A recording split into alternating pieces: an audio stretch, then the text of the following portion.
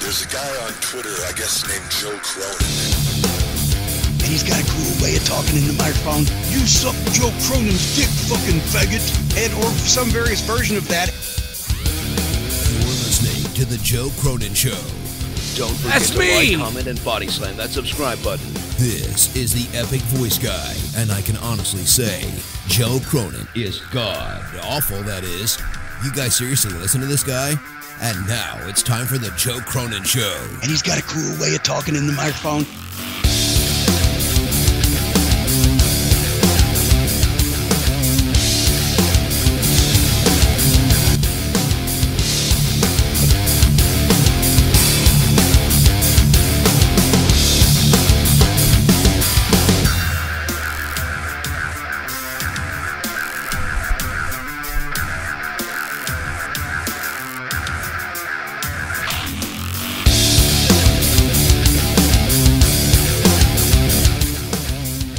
Did they really think, did WWE really think the crowd was going to cheer for Charlotte Flair?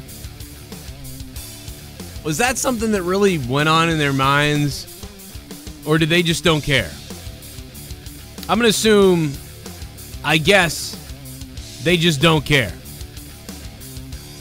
Why in the world would you paint Becky Lynch, the beloved Becky Lynch, as the heel? We said it the other night. One of the fans, one of the callers said it.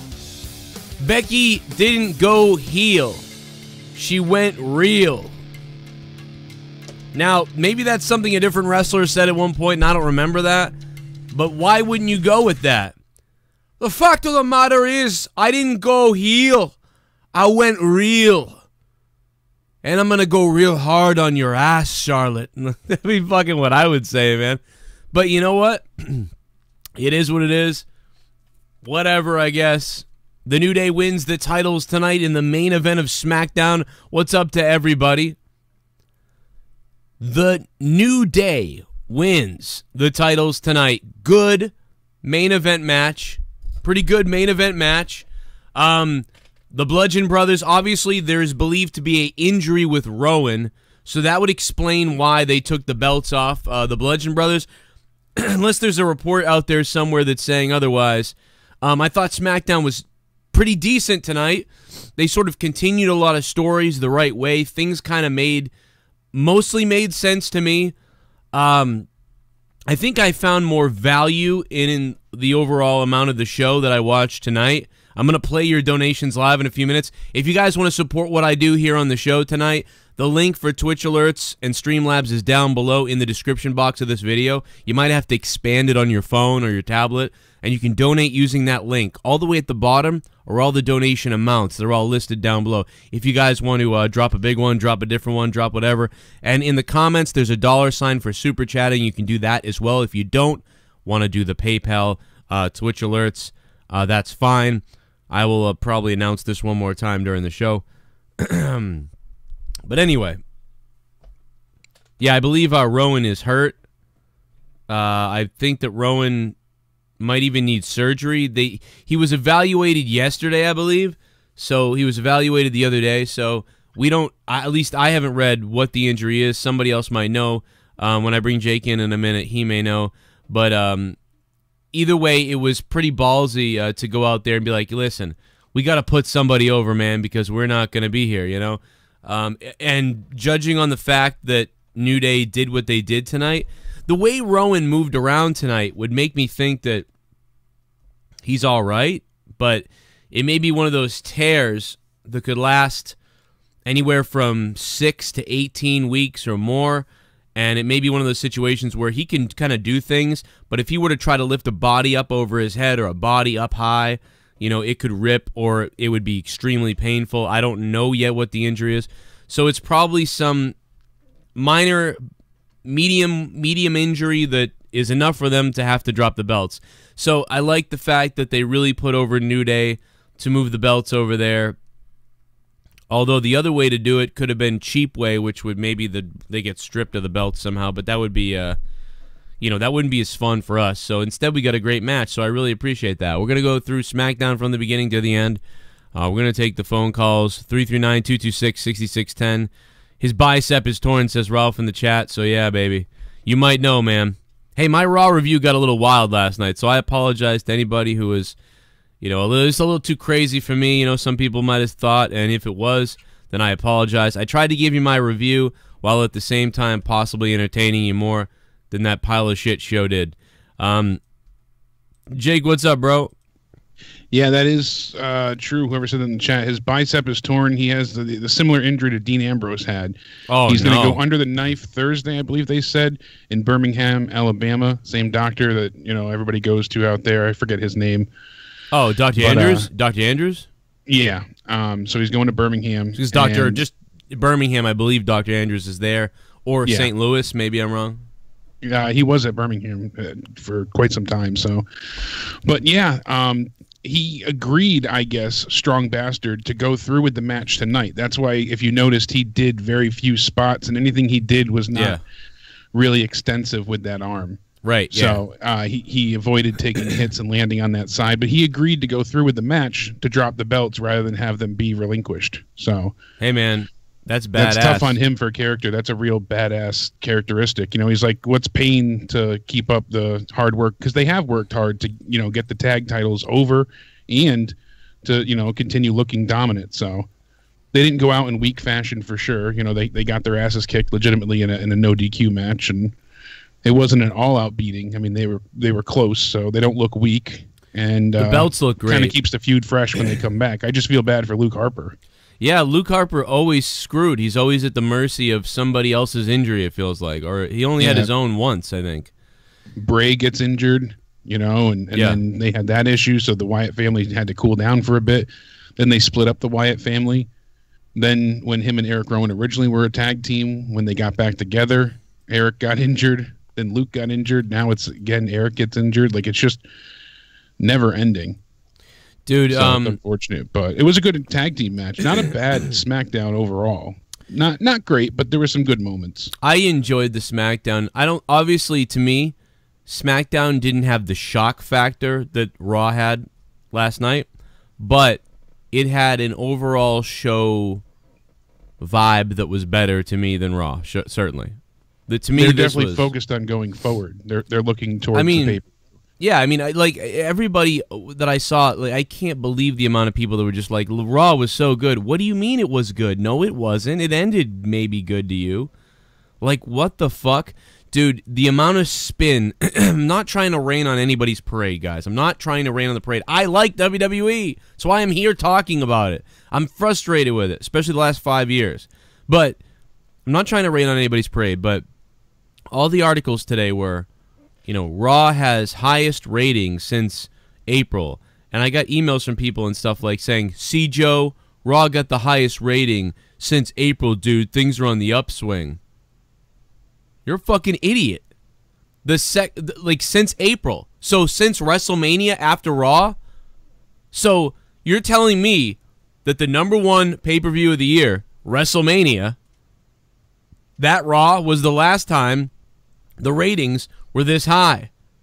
And this is not higher than that. This was as the highest since that.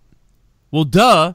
This is SummerSlam, the #2 pay-per-view of the year. So clearly, and the high point was the second hour of Raw, not the third, might I add. That's a very key importance. Dude, the thing that people have to understand is, I understand that sounds good if you write that down on paper, but you have to understand the WWE is trending downward. So up, down, up, down, up, down, up, down, as it lowers itself. Think of a line graph. Use your brain. So that would be like if in the middle of the line graph going down, you were like, it's up this week, guys. It's up this week. It's down this week. Oh, but it's up this week. But it's up, but it's further down since the last few weeks. So last year, I made a video about this. Most of you guys already probably saw this. Last year, SummerSlam did a 3-point, the Raw after SummerSlam did a 3.4. Last night's Raw did a 3.095. Almost 400,000 less viewers. And 2015, it was a 3.7. 2 years ago, I said it's going to keep going down. It's going to be at a 2.9 next year. Last year, I said we would see this drop possibly just under a 3, and it almost happened. We were so close to it happening. Not that I'm wishing it happens or anything like that. But dude, WrestleZone and stuff, they had articles about how positive, how good it was. It was like, this is not a surprise that the night after SummerSlam, typically a lot of people who tuned out tune back in again to see what's going on. That's what happens. So, you know, they see the Shield come back, and it's like the Shield already came back. It was clearly a move to make Roman cheered. By the way, tonight, did you hear them pipe in, or not pipe in, did you hear them mute Charlotte coming out and Becky? Like, that was clearly muted. Yeah, they muted a couple of different reactions, and they piped in boos. Because I even saw some people on Twitter posting live reactions of Becky. Yeah. And they you know, edited it clearly to sound like people were booing when they weren't. And that's the problem. Like, the segment was so believable in the sense of how they portrayed themselves. They were acting very, very believably. Like, they're doing a great job as far as their performance. And it's hard to believe it's going to work, though, because, you know, there are too many fans invested in Becky, and they don't want to turn on her. I said maybe in due time, I imagine she'll be able to garner some solid heel heat. I don't know if it'll be enough. Call the police. But we'll see what happens. But it was a very good women's segment, I think. Yeah. It's just a matter of, you know, I don't think they're going to turn on her. I think the fans are just too dedicated to Becky. These fans were waiting to cheer for Becky. They were like waiting to cheer for Becky. And that's why they blew up when she attacked Charlotte. Does WWE have no fucking radar on their fans whatsoever? The fans are boiling for Becky, and I even disagreed with it because I'm not even a big Becky fan. I actually like Charlotte, to be honest. But the fans were boiling for Becky. They were boiling over. So when you say that Becky's finally going to have enough and attack Charlotte, it's clearly going to be Becky that's cheered. But so I was like, well, they know that, but they think that her being this heel is kind of what the fans might like, so they'll kind of leave the middle wishy-washy. But they made no mistake about it tonight when they had her come out and attack the fans. What the fuck is the WWE watching? Are they even watching their own product? Do they even know what they're doing? What the hell are you doing, WWE? When did you think they were going to cheer for Charlotte? They booed her tonight. And by the way, I am not one of these people that always obsesses over the muting and the cheers. I think a lot of times they don't adjust anything and people are just saying that. I don't think they always do it. But tonight I was listening. It was clear as day when the volume went up and down in the background. I don't know if it was because my surround sound was turned up a little bit louder than normal or what was going on. But I can't play it here because WWE obviously take it down unless you're fucking some big-nosed cunt from New York who fucking basically comments on the show just like anybody, like, hey, I'm going to go watch a girl comment on the show like it's my own inner thoughts when I'm watching the show. Yeah, that's a great fucking entertaining thing to do. Fucking retards. But, and she'll be allowed to do it, but I would be taken down probably. So I won't do that. But if you yourself go jack up your volume real good and you listen, it's very clear. This is probably one of the more clearer times. I've noticed in the back that it has been more pronounced almost. It's very clear when they're turning it up and down now, more than I've ever noticed. I don't know what the difference is, because back when people used to say, oh, it's muted, I'd be like, I don't know if I didn't hear that really, but it must have been because like the fans there are saying it was louder. Or the arena's just not mic'd properly, right? Like or like based on where you put the mics, things can sound different. You hear one section might be loud, and you're hearing that while the 70% of the rest of the crowd might actually be booing. It can be based on the placement of those live mics. But tonight was clear as day. I don't mention it a lot, but tonight a lot of the listeners do, and people donate, and people call and they say, you hear them muting things, and I go, yeah, I guess so, and I didn't really know. But I am telling you straight up right now that I clearly heard the adjustments made tonight on SmackDown. So I don't know what's up with that. Yeah, KSI versus Logan this week is going to be big. I'll be live with that. I forget what day that is exactly. I think it's Saturday, right? Right, you're probably right. Yeah, that'll be a big one. I'm pretty sure the 26th. Shit, man, that's going to be a big one. But but I can't help but laugh. It's like, you want us to turn Roman heel? We'll turn Becky. You know, like yeah, they just it's like all right. But the thing is, like, they finally give her mic time and in a reasonable purpose to talk about, and she delivered. You know, why couldn't this have been, you know, given her a chance like this months back? Instead, they do it now, and it's. I thought now was great time. This is a great time. They just no. I'm saying to flip her is not the best of ideas. I'm saying, you know, I wish she had this kind of fire, you know, written into her promos previously, because I think she could deliver to begin with. Because tonight was, I think, the best promo she's done yet. I mean, that was great. I like the Roman Brock pull apart that they had. That was great to see the women do that. It looked effective. The beatdown looked personal. They were flying all over the place. I loved everything about it, except I don't see myself wanting to hate Becky, you know, in a heel sense. She might be able to garner some heel heat. She might be able to stick with it and piss the fans off enough that they start to boo her, but it's going to take a lot of work. Yeah, I don't know. And again, I don't know if they're willing to stick with it that long. And again, it's forcing the hand of the audience into like, nope, you will do what we want you to do. We're doing this, and you'll just do it and take it up. And it's like, it's very bizarre. Do it, you'll like it, and you'll accept it. Accept this. Super chat. Speaking of Brock. Super chat. SD Live was good tonight. I give it 7/10. Wow. I'm not that high, ADTR, or ADTR, yeah. What's up, ADTR? How you doing, man? Thanks for the $2. But I'm up there a little bit higher. It's higher than Raw for me. Super chat party. By God, Harper went through the TABERRR. Harper went through the turbo! Ed's View, thank you for the yen, man. Thank you. Yeah, Harper went through the Teber, man. So did Orton earlier in the night. You know, we'll get through this whole thing in a minute. Play a couple more donations, then we'll stop it. Then me and Jake are gonna go through SmackDown, and then we're gonna go to the phone calls. And there's a couple other things I want to talk about too. Did you hear my interview with Felicia yet?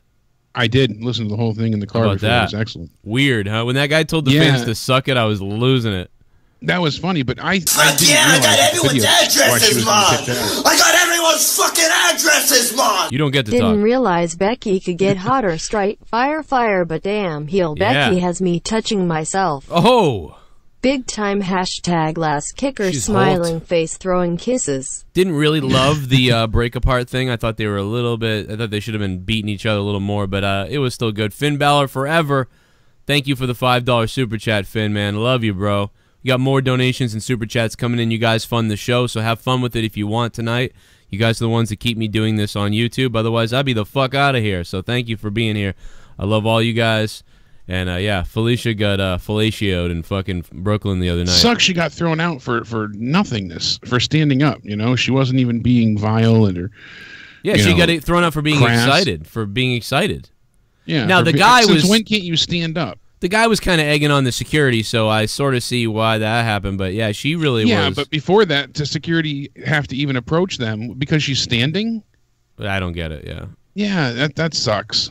Well, there's WWE for you. There's the WWE for you. Like, oh, you're having fun? Haha. No. You must not have fun. Stand. Next, you can't have signs. Like, you can't have signs. You can't stand. She did get removed Sunday for the, what was it, the dive... it was the flipping one, the no flips, just fisting or whatever. Yeah, something. I saw it on Twitter, but so the no flips, just fist me or something sign that got taken away. Yeah, I did an interview with her earlier today. It was pretty good. I actually got one with Grim that I'm gonna play in a minute. I've got a clip of Grim I'm gonna play in a few minutes. I did speak to Grim. Grim was right next to them above with a bird's eye view, but only 15 feet away from them. So he said he had the whole thing filmed. So I'm curious to see what he caught. He's dropping the footage on that in the morning, so we should get pretty damn good video of more of what happened tomorrow. So thank you to Grim for coming on to tell me what was up. And shout out to Grim, man. We'll be seeing him soon. I asked him about Ellsworth. Remember we were like, damn, how does he keep getting Ellsworth? Because, like, you know, he's there all the time. I mean, that's got to be whatever. Yeah. But, yeah, I kind of asked him about that. I don't think I got a full answer, but I got as close to an answer as you can without fucking telling me the guy's paycheck. You know, that's ridiculous. Yeah, I'm sure. One of the questions I have for you, since we didn't get the chance to speak, is did you hear any updates personally about Brock Lesnar yet? Because I had spoken to somebody that's usually got a pretty good grasp on what's going on, and Brock was supposed to show yesterday. He was advertised for the arena, and... I don't believe anything they say.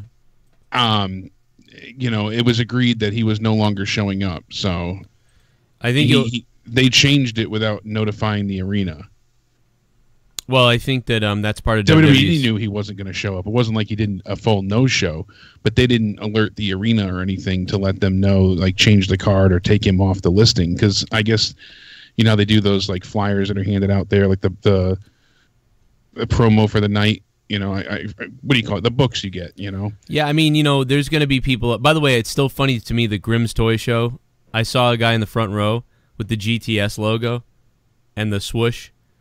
And I was like, it's so funny because if the people that don't know the story, my JCS logo is the same font as his logo because about 4 or 5 years ago, this guy Isaac, or somebody else, yeah, Isaac, he made me my logo. But then like 7 months later, he made Grimm's logo, and he used the same fucking font. So JCS and GTS look exactly like very similar. So all these little fucking kids are always like, you ripped off his logo, eh? And I'm like, no, I didn't. It was mine first, you dipshit little fuck. But so like I got to deal with that. So I was laughing about that, telling Grimm, hey, I saw your fucking my logo again, and you cocksucker. Fuck you, Isaac, if you're listening. I hope you die. But no, what was it? Shit, what was I going to say? So what were you talking about? I heard Brock flew straight home. Well, here's right the thing. After SummerSlam. You're going to get the conspiracies of people saying, oh, you know, Brock, you know, didn't show, so they had to create the Shield again, and they did. No, none of that. I heard. Like, I just heard that it was pre-planned with WWE. They knew he wasn't going to be on Raw. I'm sure they did. He went straight home from SummerSlam. They wanted you to think he was champion. They wanted you to think he was going to come out, like, because remember, we even somebody called and suggested it. Brock's going to be on Raw the night after, and I went, oh my God, you're right, that'd be weird, because the only other time that happened, he tore up the whole set. But most of the time he shows up. Michael Cole and right, most of the time he shows up with the belt the night after. So that made you think, oh shit, Brock's going to win because he's there the night after. And he was advertised by WWE and the arena. Right. It's just it's kind of shady that they didn't alter their advertisement, you know, knowing that he's not going to be there. It just sucks that they have to really be so mischievous, you know. By the way, I'm not a douchebag. I'm not a douchebag, Petty Manson. Go fuck yourself, you little fucking dummy. When grown men talk like that, I am a grown man, and you're a little baby, so get out of my chat, you scumbag sucking cocksucker. Listen, I don't say that because I did it first or something like that. I say it because when 700 kids every day say that I ripped off a logo, but really it was the logo artist who gave it to me, then reused it 8 months later and gave it to Grimm, it's not my fault. You're going to make me the heel in the situation. It just by default it makes me the heel. I don't mind it. Me and Grimm always laugh about it. I'm just telling you, you fuck, that that's what happened. So when you come up to me, you know, you need to get your facts straight because no one's been doing this on YouTube longer than me. And if you want to keep messing around, I might take a swing by your grandma's house and stuff her false teeth up her anus. How about that? Anyway, go ahead, Jake. Yeah, I think they knew, and it sucks that they had to go ahead and give you like a false sense of hope or the idea that he's going to be there. It wasn't just like fans were speculating. They made it known, oh, Brock's going to appear on the show. He was advertised as appearing, you know, on the tickets and everything, so... It sucks when they pull, you know, those types of moments. And there's no doubt that Roman is over either. You know, he is over with a certain subsect of fans. You and I never not admitted that or acknowledged that whatsoever. I saw some people say that as well. You know, he gets a shit ton of views on YouTube and whatnot. You know, we see it when they, you know, I've even brought this up before. Who does?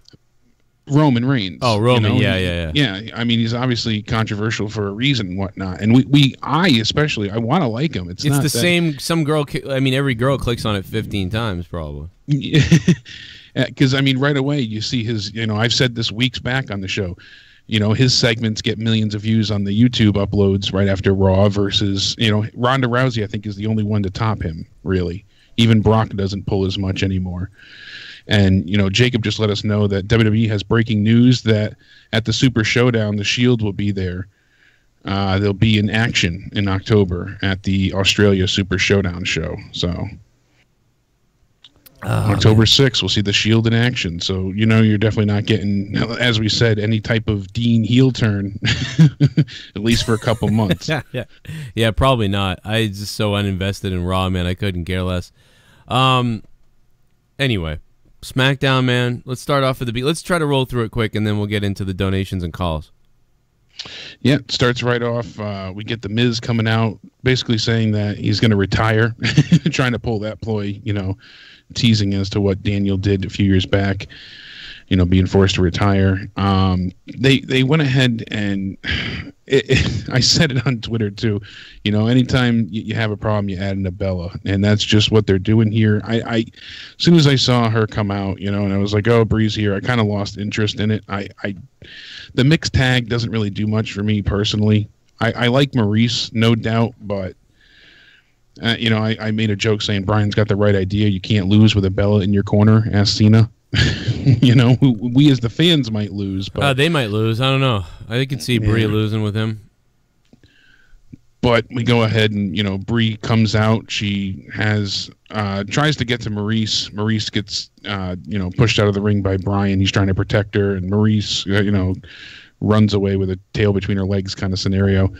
Brian goes ahead and starts getting the crap kicked out of him by Brie, and Miz throws him out of the ring, and then Daniel Bryan lets him know that they're having a match at Hell in a Cell. It's going to be a mixed tag match, so it could be fun to watch, but it's not in a Hell in a Cell, correct? They just said at Hell in a Cell? I didn't hear it in Hell in a Cell. I hope to God it's not in a Hell. They don't waste the Hell in the Cell on that. So I'm okay with it. I kind of liked how they made it realistic. She was talking shit to Brian and said something about Brie. You know, Brie came out in her regular clothes, running to the ramp basically to go after her. Maurice jumps out of the ring, rolls out of the ring slowly. She's gonna have to get back in shape. And then, you know, she goes after the Miz. I like that she didn't stop and I want to punch somebody, and it's gonna be the Miz. So don't love it, but don't hate it. It was kind of like Raw's opening. I was like, all right, there's an opening. All right, we got something rolling here. It's kind of like when you make your first basket. You're like, get outside with a basketball, and you're like, let me warm up here, and you throw the ball, and you try to look for a swish, right? But then it bounces off the backboard and goes in.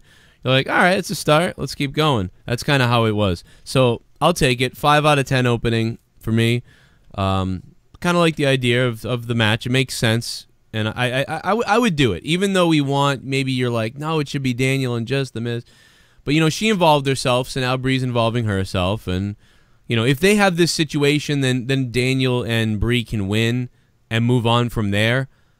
Even if it's not for the belt at WrestleMania, you know, they can rekindle this around WrestleMania time, again, if you want to do that. So there's something pretty cool about that. Yeah, when the Miz went ahead and said he had claimed to have the hardest punch in WWE and the entire arena, he said something like, if he punched him 100 times, it wouldn't equal one Miz punch. Everybody thought, oh no, the Big Show's coming back. You know, with the. I heard that. WMD. I was like, oh no, yeah, I heard that. Because he is finally cleared to wrestle again. Yeah. So, as of last week, he's cleared to flip heel and face 100 times again. God knows. I bet you we'll see him for the Australia show. That's my guess. But so yeah, after that, you know, I'm okay with it. Like you said, it'll continue the feud. It allows them to still face each other without it, you know, finishing everything. And if we get them in a Hell in a Cell now, then it's pretty much done and over with. They could maybe have one more match feasibly, but I'd rather see it kind of drawn out a bit more till probably Mania. If it's for a title, that'd be a nice ring to it. It doesn't need a belt, but it certainly would add to it. Or even if they did, as we said before, you know, Miz ends up being champion and Daniel Bryan finally gets that Royal Rumble win, that would be a great way to handle this. So we'll see. Then we get Randy Orton, Jeff Hardy. Well, so like that, it's great because I thought the opening segment was, again, is a good, like, sort of breaking it in, getting in the groove. All right, we're getting in the groove here. Let's see. We could get really bad or we could go really good. A lot of times, Jake, they, on both Raw and SmackDown, a lot of times, they have an opening segment that's either good, okay, or bad. Like, it's whatever. Obviously, those are the three choices. But a lot of times, the opening segments aren't that exciting or they're repetitive. And then it tends to be that the second thing is awful. Like, the second thing, like right when you're deciding how you're going to feel about the night, is fucking atrocious. Like Raw last night with Bobby Lashley and Baron Corbin. Like, okay, the beginning happened. Oh, Finn's going to lose to Roman. Great. Now what's going to happen? Oh, Bobby Lashley versus Baron Corbin. Can I murder myself now? So tonight, it's SmackDown, and we get something that we're interested in with Randy Orton and Jeff Hardy after a sort of okay beginning. But then, dude, they take it to a decent level. Now, I don't remember what else happened in this match. For some reason, my mind has already erased itself. But did they... What happened? There was a disqualification. Oh, that's what it was. Okay, Jeff kicked him in the balls to get the disqualification, which I'm happy it just didn't end there. That's the best thing, is that it didn't end there. And then you just worry about Randy Orton, because now we're getting into inanimate object mode, where Randy Orton can be injured by anything randomly. The guy must be, every time they're like, we're going to do this thing on the outside with tables or whatever, or chairs or whatever, Randy just be like, oh, Christ, I'm going to get impaled by something. Like, dude, somebody, if Botchamania, Matthew, if you're out there, dude, like, somebody needs to make a compilation of Randy Orton being injured by foreign objects, because he is the leader. If the Big Show is the leader of the heel face flop changes, Randy Orton is the leader of inanimate object injuries. I mean, dude, the biggest two that I can think of recently are WrestleMania with Daniel Bryan, where he RKO'd and then landed on the fucking monitor. The second thing was a few months later. It might have been at Hell in the Cell. It was somewhere. He was running or walking with a steel chair, and it got thrown at him or something, and he fell onto it so that the long leg stuck into his stomach almost all the way. And it fucking looked horrific. So those are just two examples. You can find about probably 12 more. I remember him stepping through the monitor hole in the table, and it looked like he was going to hyperextend his knee. Oh, like right, it broke, right? Yeah. And he like rolled out of it, and he was like, ho, ho, ho, and he shook his finger. Yeah, it's just like it's got to be a joke. Like, and then you got, even happens with the goddamn crowd with that fucking guy from Uganda, whatever the fuck they were, South America, who came up and hit him in the balls. Like, this guy is just always getting hurt from some third-party event. But anyway, we get the Swanton, you know what I mean? I would call it, you know, we've seen this so many times and so many different things from Jeff that it obviously wasn't anything like, wow, like, oh my God, I can't believe he did it. But it was pretty cool that Jeff Hardy whipped that out for SmackDown. Again, bizarre with his issues. I think, to me, that doing the I honestly believe this, Jake. I'm going to tell you. I honestly believe that doing the Swanton in the ring is hurting him more than it would to do that through a table. I believe so as well, because it gives you more clearance to land. Yeah. When you go through the table, then you can land on your thighs more almost. Yeah, it's like rather than come crashing down on your tailbone. Yeah, it's like landing the same way over and over again on that stiff mat or on somebody's body. Because what he used to do was he used to barely clip them with his shoulders and land on the mat. And that was starting to hurt him. And I'm sure doctors were starting to say, you know, your back is like impacting into itself. And so then he changed it up and he started doing the Swanton where he just fucking lands on you, which I'm sure was pretty good for a while. Yeah. But I also thought that it was really climbing that was his issue. I always envisioned, like, a lot of his issues, his pain and stuff, being climbing up the ropes. And you saw him climbing those boxes tonight, or whatever the pods that they put everything in. And you could actually see how tough it was for him to sort of extend his legs and climb. Yeah, it took him a few extra moments to get up, you know, to the top. So I just give him, a lot of credit to what he did in using the steel chair. He hit him in the head with a fucking camera. For some reason, they look like the handy cam, you know. Like you can hit someone in the head with a camera, but you can't hit him with the chair, and you can't put your hands up and block it. I don't get that, but whatever. It also made me think, too, like when he is hitting Orton with the chair, you hear the crowd react to every chair shot. Ooh, right. Ah, ooh, ee. And it's funny how, you know, back when you used to see the hard chair shots, you know, to the head, and the real vicious ones. Those are horrific. The crowd never reacted to body shots, and even some head shots, the crowd was just, because it was just so part of the norm. Yeah. You know, so common to see that you didn't really get that kind of reaction. So now when you do see a chair, it's like, oh my goodness. I could never... a simple observation, but... I never could understand why... I don't understand why you can't hit someone in the head with a chair now. And I don't understand why, back in the day, they would hit people in the head with the chair defensively. There's no... Triple H did it always the best. He put his hand up, took the chair shot off his hands or whatever it was. At the last second, he would get his hand up. You know, you don't even need to swing the chair that hard. You have to swing it look like you're hitting them. And then, you know, you kind of even throw your hand up and whack it like it did. You tried to protect yourself. It didn't work, and you got knocked out. That looks fine. The Midian shots that Stone Cold gave him at one time, they were horrific. The Mankind shots that The Rock gave him at Rumble, like all those things were just they were not needed. They were completely unnecessary. And there was a lot of times there was a reason two people that took it the but worst was Benoit and definitely Mick Foley. Yeah, it's just there's no need to be exposed and get hit in the head, but there's no need to not have chair shots to the head. If that makes, I know it's like it doesn't make any sense, but there's no reason why you can't fake a chair shot to the head. And I've been over this a million times. I even showed my old backyard wrestling clip that I had, and it was like, you know, we showed me getting hit in the head, and I mean, this guy looks like he absolutely fucking waffles me in the head. And I put my hand up. I never even got hit at all or hurt at all. And it was like, why can't they do that? I don't understand that. But anyway, the match was, I thought, pretty good. I mean, for what, like the story and what they did, you know, I gave it like for SmackDown, pretty good. You know, 6.5 out of 10 or something, or 7 out of 10 for SmackDown, you know? Yeah, it makes it interesting, keeps the feud going, and I just got to say, I love his face paint, especially with the eyes on his, you know, the eyes lids.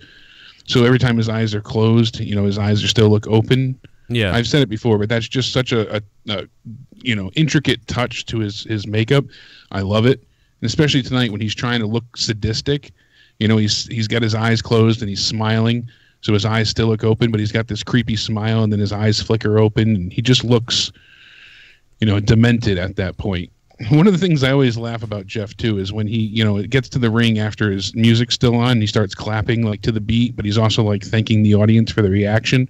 Yeah. He did that tonight after the table spot was over. Like, he stands up and just starts clapping when his music comes on. And, like, you just put a guy through a table, you're smiling, and now you start clapping, so... Typical Matt and Jeff Hardy. I was thinking about Matt, like how Matt's out of commission, yet he had this great thing going on. Jeff just does what he always does and is the one who lasts. It's like, it's just pretty freaking crazy to think about it. Yeah, out of everything, you figured he'd be the one that really would be out of commission by now with all the massive bumps he's taken. He might be getting there, though. Oh, I mean, he looks like he's in pain. I mean, we definitely heard that he has some bad nerve damage still that's permanent, so... Yeah, he's got... It's hurting him. Definitely not as fast and quick in his step as he used to be. But so this is at this point I'm thinking, okay, SmackDown's off to a pretty good start. Like this is last night at Raw, I was thinking, no, this sucks. So anyway, where do we go from here? Yeah. Oh, I forgot to mention Daniel Bryan. It's being reported that he did finally sign the deal because his contract ended in 10 days. Right.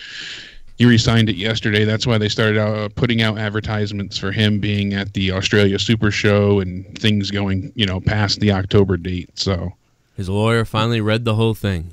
I guess so. Details are still yet to be revealed, but it is thought that the fact that Bryan lost at SummerSlam obviously shows that, you know, it's going forward. We know he's going to be at Hell in a Cell now. We know, you know, so I mean, his contract expires 8 days or 9 days from now. It would have anyways. So he's re-signed. And as I reported earlier, I definitely heard that he, you know, got the showcase mode in 2K19 to sweeten the deal because he's getting a lot of, what do you call it? I can't think of the word right now. I'm shot today, but here's the shot right here. There it is. Look, this is how you do it. Boom. Yeah, see, that's perfect. Protected chair shots should still be allowed. I know they don't want kids to mimic it, and that's what they're afraid of. Right. They don't want people to try it at home. Yeah, well, they'll hit you in the back with a chair. I mean, come on. Yeah, exactly. So it's kind of a silly... You know what you don't want is to use a camcorder on someone's head, because then the kids like actually have that at home, probably. No, boom! You don't want to borrow mommy's sex dungeon to make your own Hell in a Cell. Oh, my God, dude. Mommy's...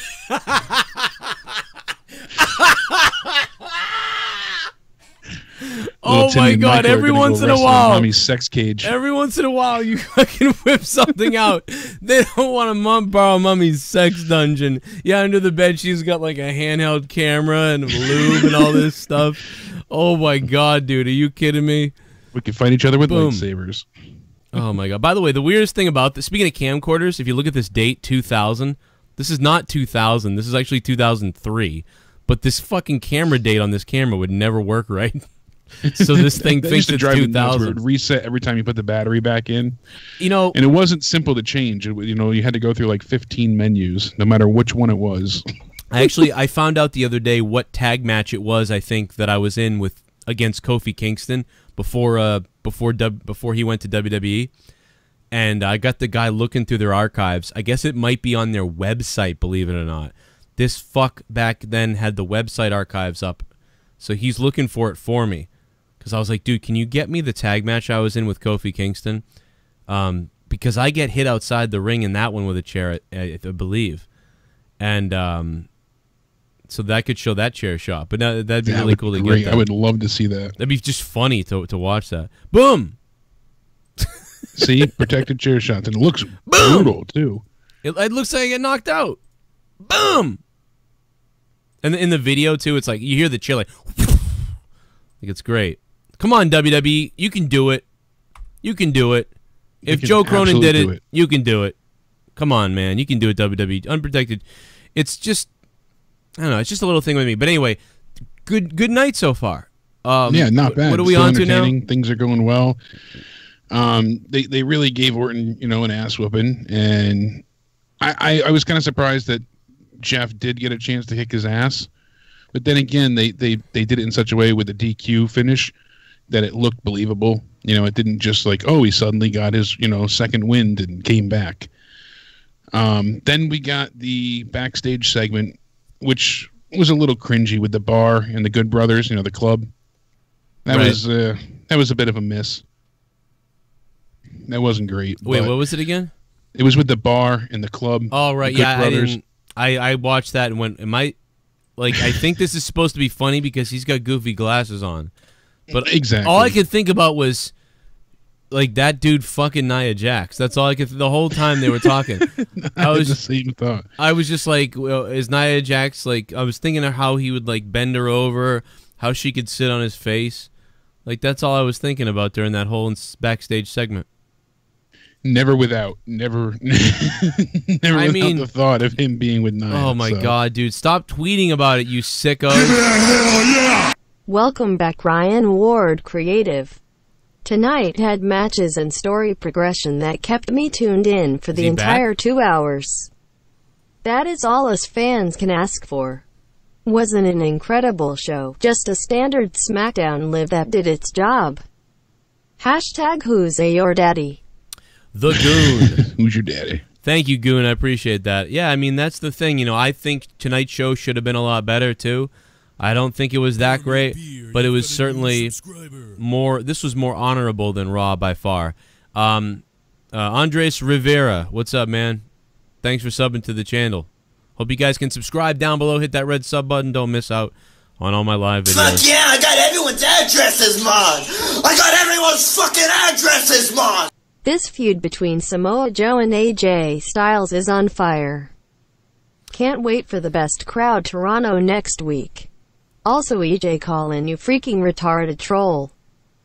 Oh yeah, yeah. He won't call. He is a troll, and that's the thing. Unfortunately, I thought he was being real, but he's done this before though with stuff. Sometimes I give him attention, John Wills, thank you for the $5, man. Appreciate the $5 super chat. We got a couple more of these I'm going to move through because we get behind a little bit. So but so far SmackDown's looking all right, It's okay, yeah. This silly backstage segment started to be the downfall. For a while, how bad Raw had been caused me not to watch SmackDown for a couple months.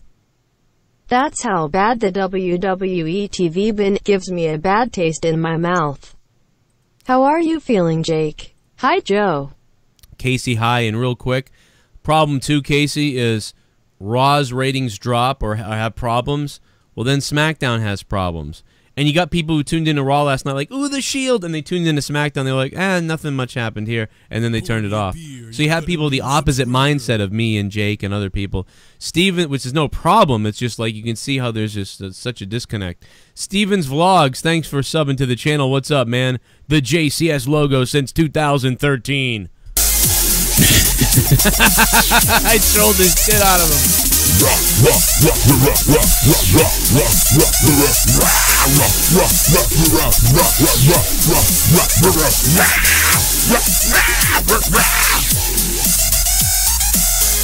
Javier!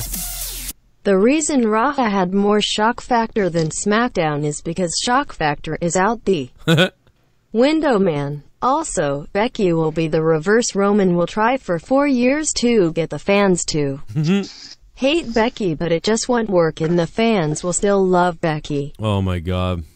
Shock factor's out the window, man. Javier, thanks for the $4, man. Hey, has anybody ever heard of a guy named Cody Rhodes who once said that the Attitude Era time was terrible and he hated it, and that shock factor was out the window? But then 2 nights later, his wife took a slam from a guy's cock. Shock factor's out the window, man. Yeah, that's Cody Rhodes for you, you fucking double standard prick. Even though I like Cody because he's a nice guy. And what's up, young Republican? What brilliant shit do you have to say? Oh, listen, the one man who stole SmackDown tonight stole the show for me, and I don't, Samoa Joe, dude. I know you're not really a Samoa Joe guy, Joe. I mean, no, I love Samoa Joe. Oh wait, who? Well, okay, so like, you're right. I'm not the biggest like fan of like, wow, his match, but Samoa Joe is like one of the best guys, if not the best active wrestler on the mic right now in the best company. heel for sure. Yeah, I love what Samoa Joe's doing. This is what he did tonight was awesome. Yeah, no doubt. I mean, I part of me is like, I don't want to see the family thing, but it is working. So yeah, it's a little weird. Samoa it is. That's Joe. What they want to make it feel creepy, but that's not why I don't like it. I feel like it's an easy way out in a sense. Like obviously that's going to work, but it is working. So I'm not trying to be critical of it. If something's going through, there's other things to nitpick. Dude, did he say Daddy's? This shouldn't be one of them. Did he say Daddy's sleeping already and night? Yeah, Daddy's sleeping already. Fucking, Daddy's already asleep. Like just being that sadistic and creepy. Daddy's like we're gonna sleeping. tuck you in or something. Yeah, that and he just the looks on that that he gives. And he's so serious and grabbing the mic and pulling him forward, and it's so believable. Like, why can't the other talent act like that? Like. That's what I'm saying. They Becky had this great promo, and same thing with Samoa Joe, and R-Truth made me laugh my ass off. When he ever walked out, was like, "There you are. You've been ducking me." I cracked the frig up. I honestly, that got me good. I like it when they touch back to old jokes when they do a callback like that. Yeah. And a few weeks ago he was trying to face her for a title shot. Now he's like, that's a little weird to me when he says he wants to pin. Carmella? Yeah, like saying that, like, well, don't they kind of watch what they? To me, it's like pin her down. Like, not that I want to get all weird or anything, but was I the only one thinking that you wanted to see Joe possibly Brock Turner the shit out of AJ Styles while he was passed out? Just completely, just eviscerate his whip privates, it out and hump him. Yeah, just grab a stick off the floor and start to investigate what's inside of him. What did he call? Oh, outer course. He went into outer course. Yeah, he did outer course. It's just outer course. Hey, listen, if a white kid from California can get away with it, why can't a Samoan man get away with it on a white guy? Right? Exactly. I mean, fuck white people nowadays anyway, right? So, like, hey, why Good not? for the goose. Yeah, man. And when Carmella, Samoa. when she said title, I'm sorry. She said title, when she said title shame, you said title shaming me. Title shame? Yeah. Which he said. That was funny too. Yeah, stop title shaming me. That was a good line too. Oh my god, dude! That was. Did funny. I really say I that? That whole segment. I missed that. Like he said that? Are you kidding me? No, Carmella. Carmella said it. She came through and she's. I forget. Paige said something like, "It looks like you're missing 13 pounds of gold" or something like that. Yeah. And Carmella's like, "Stop title shaming me." It was just. It was so perfect. Like, stop. Such a great response and perfect climate. What a cunt. Exactly. Just that great, perfect, bitchy moment. And well, she'll be with Enzo and Cass somewhere on the Indies soon.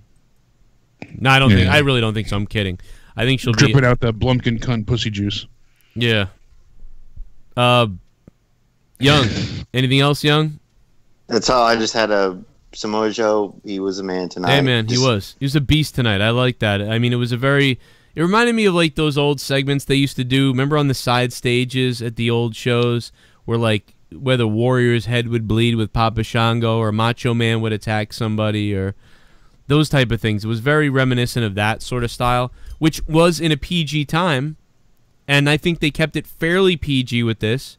Maybe like a step above that, talking about someone's wife, but not really, because Ric Flair at WrestleMania 8 saying they're going to show the Macho Man's wife naked maybe on the screen, or whatever the fuck. So, like, that's the stuff that works. Like, see, I didn't shit on the show, and it's PG, and I didn't shit on it because it was better. I mean, this is still not even where we need to be at all, and it's not that, oh, Joe, you want too much. No, it's not that I want too much. It's that you're not good enough. That's just, I'm sorry. You're not good enough. The ratings reflect it. Everything reflects it. And unfortunately, you do better stuff on this show tonight when there's probably 500,000 less people listening to this show than there were last night. So what, on that show you're a fucking bumblefuck, and on this show you did a better job? Like, excitement factor on Raw probably hit an 8 or 9 at times, but then the result you went, oh god, ugh. But the anticipation excitement factor hit a high amount on a scale. SmackDown never hit that for me tonight, but what it did do is give me a solid 2 hours, or a decent 2 hours of wrestling that I could not pass out to, where at times on Raw I wanted to fall asleep. But then there were these weird excitement factors that were above anything I expected, and it's also the night after SummerSlam. So you weigh all that in, and it's like, I don't know, man. I don't know what to tell you. Probably an hour less would have helped, but it is what it is. If I can only come up with 25 to 30 minutes that I liked about Raw anyway, then you're down. I've been trying to compare it to old Raws recently. Like go back and compare it to old Raws, because you could really make a case in the Attitude Era, because the wrestling wasn't the greatest in the Attitude Era. They relied on all the stories. So they had so many stories going that there were bound to be like 30% of them that were just horse shit. Stupid. And if they had had the wrestling that they have now, then they would have had the best of both worlds. That would have been incredible. But now it's like the stories now are atrocious. But anyway, Joe did a great job. Is that what was next? Was it Joe and AJ? That was the next segment? Don't believe so. Did we skip anything? No, next up after the crappy backstage Good Brother segment, that was Peyton Royce, part of the Iconics versus Naomi. Right. And it's unfortunate because they just aren't hitting with the crowd. They're not all there, and I wish they were. And I don't know if it's just because they're doing the same things they were in NXT. They get on the mic, they're cutting the same kind of promos, be very insulting, and it was enjoyable in NXT. Now it's kind of irritating in a sense, and I don't know. They're lacking a lot of credibility, and it's just not working. What's not working? The credibility. The Iconics. You think so? Billy Kay and Peyton Royce. Yeah, I don't feel like they're really getting acknowledged properly by the audience, and they're getting some heel heat, but that's only because they said things to shit on Brooklyn. The cheap heat. But when they go after people like Naomi, and it just didn't work. And what have they done since they really made it to the main roster? They took out Charlotte initially, and then from there they jobbed a bunch to Becky and to Naomi and to Charlotte. So I mean, they won tonight. Now Peyton Royce won tonight against Naomi. It wasn't a bad match, but hopefully from here they start racking up some wins and become more of a credible threat, as I like to say. It's just, I don't know. I used to enjoy their promos more, and it's just not working. Corey Graves took a shot at Meltzer. Is that what someone said? By the way, I think... Yeah, he said she's looking better than ever, or something like that right off the bat. That's funny. I got to tell you, man, what Dave Meltzer said does not bother me whatsoever. I have said far worse. I have said far worse about these women, and people than Dave Meltzer has said, and he was like afraid to even say anything. That clip of Dave Meltzer is almost nothing. It is unbelievable to me that went like viral for a week. But I gotta tell you, I do disagree with him. I think Peyton Royce is hot. Like, I like Peyton Royce. She's the type of girl I think is pretty. And I love her in the ring because, at least in NXT, if you didn't watch her in NXT, then you don't know what I'm talking about. But in NXT, she was very fluid and very agile and charismatic in the ring, the way she moved. It was very elegant how she moved in the ring. Very like Shawn, it reminded me sometimes of Shawn Michaels even, dare I say that. But she would just move with great fluidity. I just really enjoyed it. Yeah, she could float around the ring. Yeah. So to me, like the other girl, I think the other girl is kind of like fucking mush Billie face. Kay? Yeah, I think Billie Kay's kind of ugly. She's got kind of a mush mouth when she speaks at times too. I know it's the accent, but Peyton Royce, I feel like she at least really enunciates the times when her accent is taking over, so you can actually decipher what she's saying. Billie, on the other hand, I don't always quite catch everything. And you know, people out there would say like, "Oh, yeah, why you bring up the women's looks and everything like that?" And it's like, well, because we're guys. Like, if I was a female reviewer, right? We're doing a review of WWE and I'm a female, we might talk about the wrestling and then we might quickly throw out there that, damn, like, this guy looks hot. You know, or like maybe the girl would say, man, I don't know why, you know, Baron Corbin comes out there with a shirt on now. He looks stupid with a shirt on. But we do talk about the guy's looks, and we do talk. I just got done saying that Dean looked hot, and we talk about Jinder's nipples, and we talk, you know. Jesus Christ, Jake, what the fuck? But no, I mean, I don't ever say this guy looks hot, but I'll say he looks good. Like, all right, he looks better that way. Like, I think he looks better that way. But I'm saying that like a bag of sexy. But it's just natural, right? If there were women here, they might have another opinion. Like, I don't really have an opinion on like what the guys look like that. So I'm able to just say, here's what I thought about the wrestling, the promo, and what he did there. And if he looks ridiculous, right? Like somebody wears something and they look ridiculous. Okay, yeah, Dean looks ridiculous in his new outfit, maybe, or whatever. But like, I'm just making that up. I don't even know what I'm talking about. But if we're guys, so you can say like, wow, like the wrestling was good, the promo was good, and she's good looking. Like, to me, I think she's pretty, or I think she's hot even. But if you're a girl, you might be like, she looks pretty, I guess. I don't know, I'm a girl, I don't care about that really. You know, so I mean, girls are different too because then they do comment on girls. So it's just a whole matter of stupid that, you know, that they're gonna say like whatever. I guess you could hold them to a higher standard because Dave Meltzer is connected to the WWE in a very high spot. So to be talking about the looks of the females and putting them down, yes. But what he said really wasn't that bad. I'm trying to pull it up right now, and I'm just like the quick couple minute. And he had to apologize for it. Is this the comments here? Let's see if this is. And what he said too is, you know, he said that they sucked in the ring, and that, you know, they couldn't wrestle pretty much. That was all avoided. But the fact that he said she looks a little bit thicker was what everybody's main complaint was. Did nobody put this up anywhere? I thought it was. We did play it. Yeah, where the hell did it go? Where did we get it from then?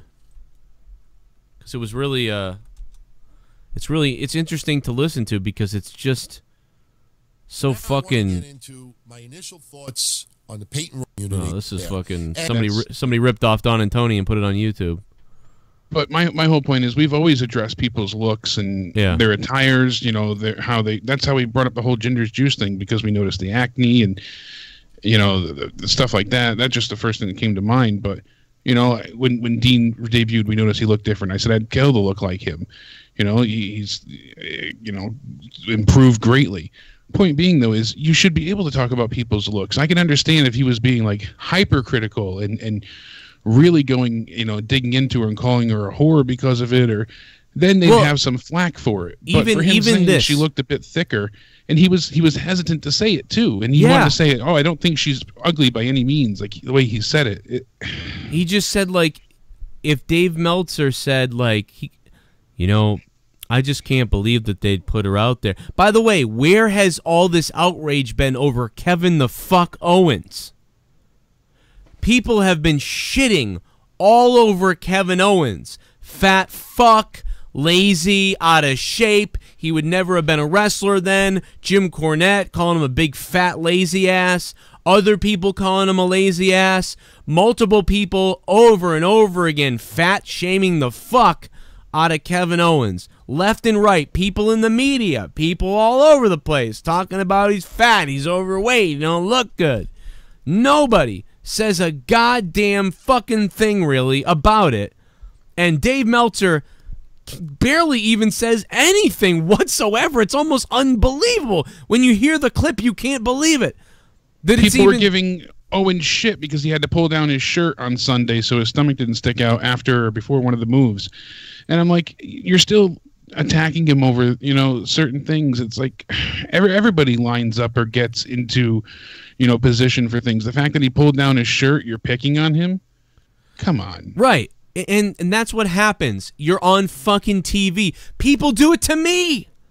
Look at my fucking pubic hair face. You don't think that someone doesn't say every day, like, shave your face, Joe, you look like shit. I know. My wife likes it, so I keep it. I don't like it. Joe, you know, you need to lose 20 pounds. I know. You know, you get said stuff too. I get said too. I expect it. I'm putting myself on fucking YouTube in a video. If it's gonna hurt me, then I shouldn't be here. And I know you people say, oh, well, it shouldn't be said though. It shouldn't, you know, you shouldn't have to deal with it. Yes, you should. Yes, you should. You're on TV. Let the world criticize. Who gives a shit? That's the point. Welcome to put a fucking helmet on. The world is this way. You're really, like, it's not like Dave Meltzer was like, it's really terrible that they put her on TV because, man, she's getting nasty looking. She looks like a nasty bitch, you know? Like, he didn't say, you would think that's what he said, or worse, and he didn't say anything close to it. Super chat. It's unbelievable. Super chat. There's the audio, by Smackdown, the way. Thank consider yourself lucky 7/10. Smackdown, consider yourself lucky. 7 out of 10 from Joseph Green. Wow. I will not go that high tonight. I'll probably go with a 5 out of 10 myself. But I can definitely appreciate the fact that you enjoyed it that much. I wish I could have enjoyed it as much as you. And here's the clip of what Dave Meltzer said that got him under a shitstorm and attacked for a whole week. I thought like that they had like a cool act in NXT, and on the main roster, I don't get a thing out of them. I mean, I don't think their promos are particularly good. Their wrestling isn't good. I think Peyton Royce's transformation to look more attractive, I don't know. I don't want to say, but I don't think that she was more attractive in NXT. I thought so, yes. To me. Peyton Royce's transformation to look more attractive. I don't want to say. You mean she was better looking in NXT? Yeah. What is wrong with that? What is wrong with saying, I think she looked better in NXT than she does right now? Is that not an opinion about something? Did he say, like what's the rest of it? Yes, I would say so. But, you know, that's neither here nor there, but... no one's saying she's unattractive, by the way, everybody. I know, no shit. Yeah, I didn't say it at all. But I don't think, like, she doesn't stand out to me. When she was in NXT, she did. Well, you know, one thing I've noticed about NXT the main roster is... By the way, he's saying exactly what I just told you a few minutes ago. When I saw her in NXT, she kind of reminded me a little bit of Shawn Michaels. And on the main roster, she just kind of seems like generic girl number 7. He's saying exactly what I said a few minutes ago. That's the clip. That's the clip of what Dave Meltzer did to poor Peyton Royce by shaming her and talking about how ugly she is. People use the words like ugly, shaming, despicable, sexist, pig. That's what he said. This is SJW crybaby victim shit all over the place. I don't even know if Corey Graves listened to the clip. Is there another clip I'm not aware of? I mean, I don't think their promos are particularly good. Their wrestling isn't good. I think Peyton Royce's transformation to look more attractive, I don't know. I don't want to say, but I don't think that... She was more attractive in NXT? I thought so, yeah. That's it. He thinks that she was more attractive in NXT. I think... What does he say at the end after that? Isn't there one more line? And he kind of was, he was kind of complimenting and handling her with kid gloves.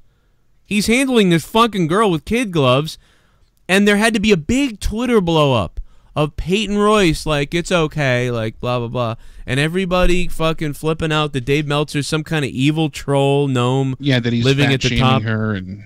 Unbelievable, dude. Well, you know what it is also, too? I don't think it's just like this kind of, I don't want to say like Me Too kind of era. It is. And so, well, I know that's certainly a part of it. It's got to be what it is. Why else would this, who else would buy into this? Because it was Meltzer, and they all don't like Meltzer. They want Meltzer axed at this point. Stephanie McMahon and Triple H had some not so nice comments for dirt sheets in general, but especially Meltzer recently. Really? And they were said like, somebody else said them. So we never really got the full report, but it was like, oh, this was said but wasn't said directly. Yeah. Okay. But they made it clear that they're tired of things being spoiled, and they're tired of, dirt sheets being able to like leak the script of Raw and stuff like that. So they're trying to could have paid him off a long time ago. Yeah, I think that he used to get along with Vince. I mean, I feel like Vince used to use him, but now it's like the new regime doesn't like him. They want him, I don't know. It'd be really interesting to get the vibe of what they think about him. But yeah, I don't think WWE's happy with any of the people. Any of the people that talk about wrestling, unless it's like fucking some cunt who fucking is allowed to stream their entire fucking show while sitting there talking about it like anybody else would and getting paid in YouTube subscribers to sit there and basically go, oh, John Cena now, he just hit him with that thing. Wow, wonder what he's going to do now. Oh, wow.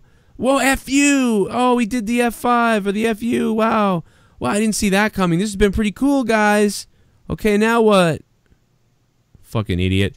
And WWE basically lets those people get away with broadcasting most of the show because then they give them everything, VIPs and all kinds of stuff to come to the shows.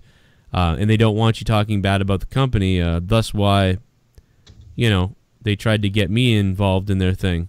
And they didn't like the naughty things that I had to say, which I love their company. So that's the thing is I love WWE. I'm just, it's kind of like what that guy said about Becky. She's not heel. She's just real. I'm just being real.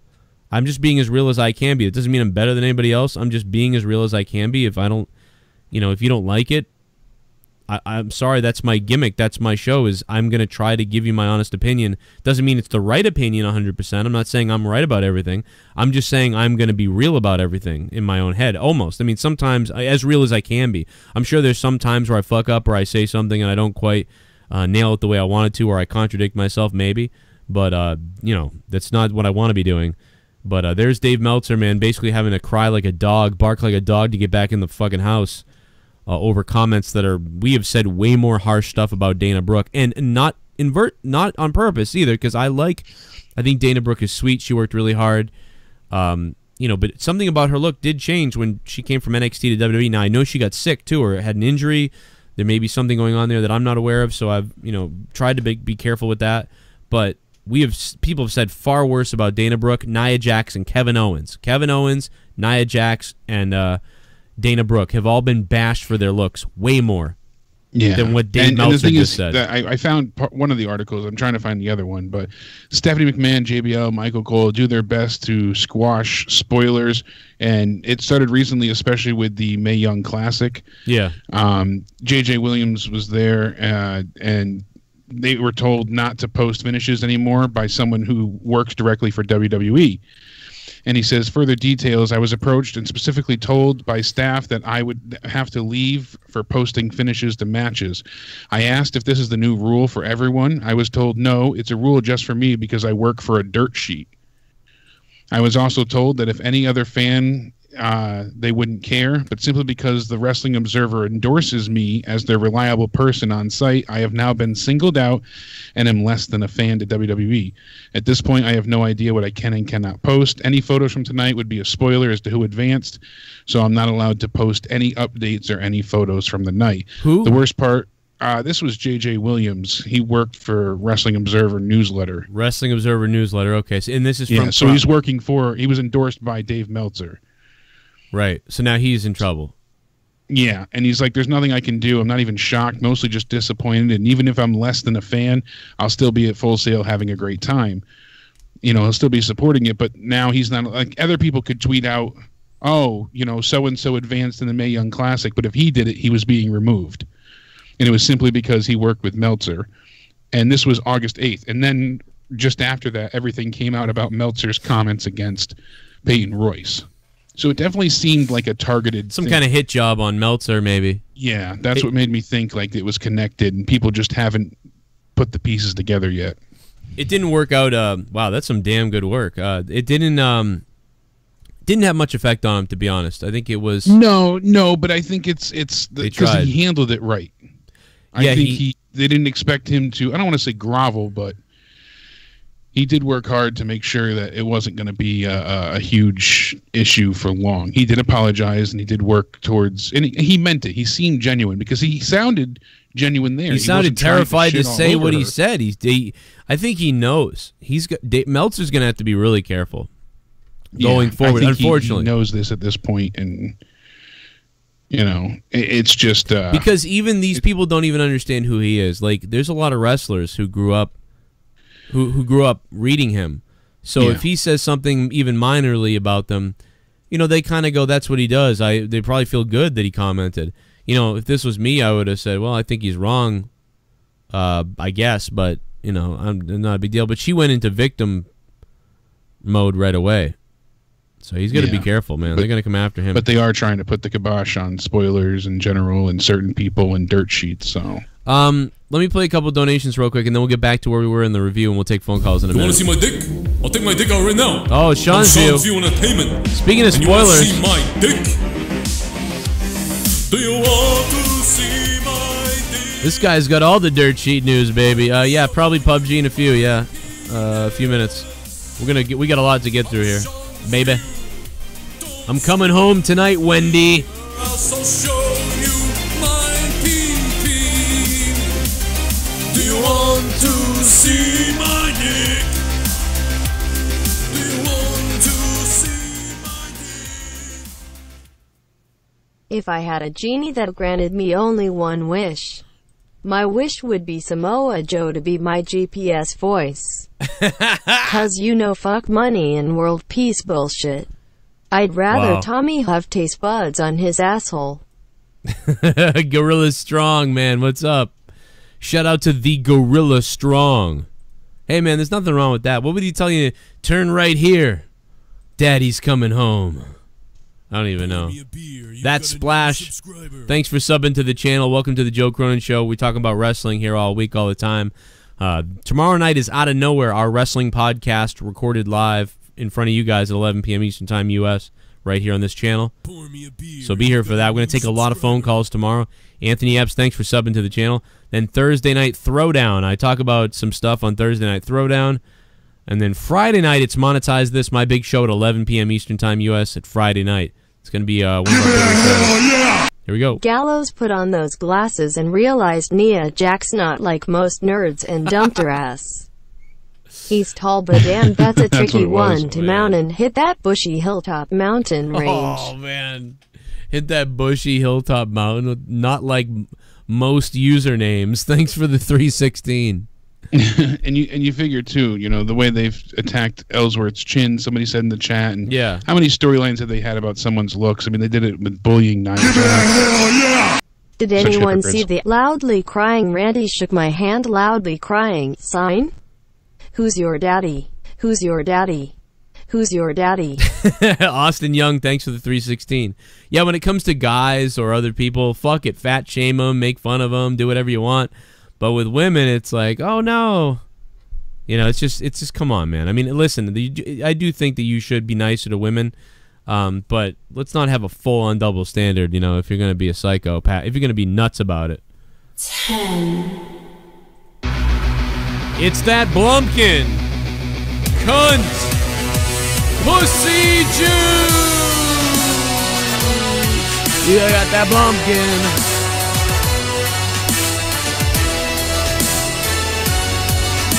Hey guys, just want to say I want to eat out Felicia Rose. Oh yeah. Just imagine Finn pounding her from behind while she eating me out. Oh my god. Oh, I'll give Smackdown 5/10 tonight. 5 out of 10 for Blumpkin cunt pussy juice.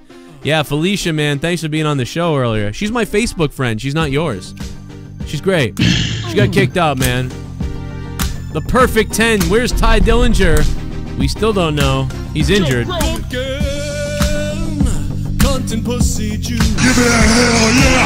Iconics are supposed to be annoying that their gimmick. Yes. Just like every other NXT call-up, they have been buried. I think they will be fine, just stop burying them. Stephen K7, thank you for the donation. I like the Iconics. Usually I'm harsher on things than Jake. I wasn't as harsh on this. I took this as a little bit of like a new beginning sort of situation. Like Peyton Royce, they come out, you know, they do their little thing. They're kind of annoying. They're the bad girls. They get a win over Naomi. It was a clean victory too, I believe. Am I wrong? That was a clean victory. It was a clean victory. So that was interesting, and interesting for Naomi too, because I didn't know, is this going to be... Well, I mean, it was, but it wasn't. Billy sent her into the post on the outside, but... Yeah. My night not watching Raw is 8/10 in case you cared. Wow, derailed. Gatekeeper Drew. 8 out of 10, man. You loved SmackDown. I did not love it that much, but I mean, I liked it. 5 out of 10. Just because he wasn't watching Raw. That's what it was. Oh, is that what he said? Yeah. Well, I mean, I might even I don't say, blame him. if you think this was a 6 out of 10, I'm game with it. I'm game with you there, because now we're actually, where are we? So like the Peyton Royce Naomi thing. Okay, it happened. 5 out of 10. You know, the opening again. Then we get Big E backstage talking about his ribs. That was funny. Lil Beck. I love you.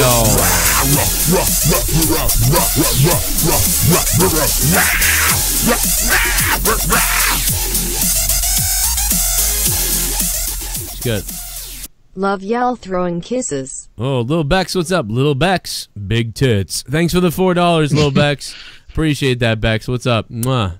Anyway, yeah, so that's fucked up. What's up to Big Bad Ads if he's out there too? Hope you're banging each other.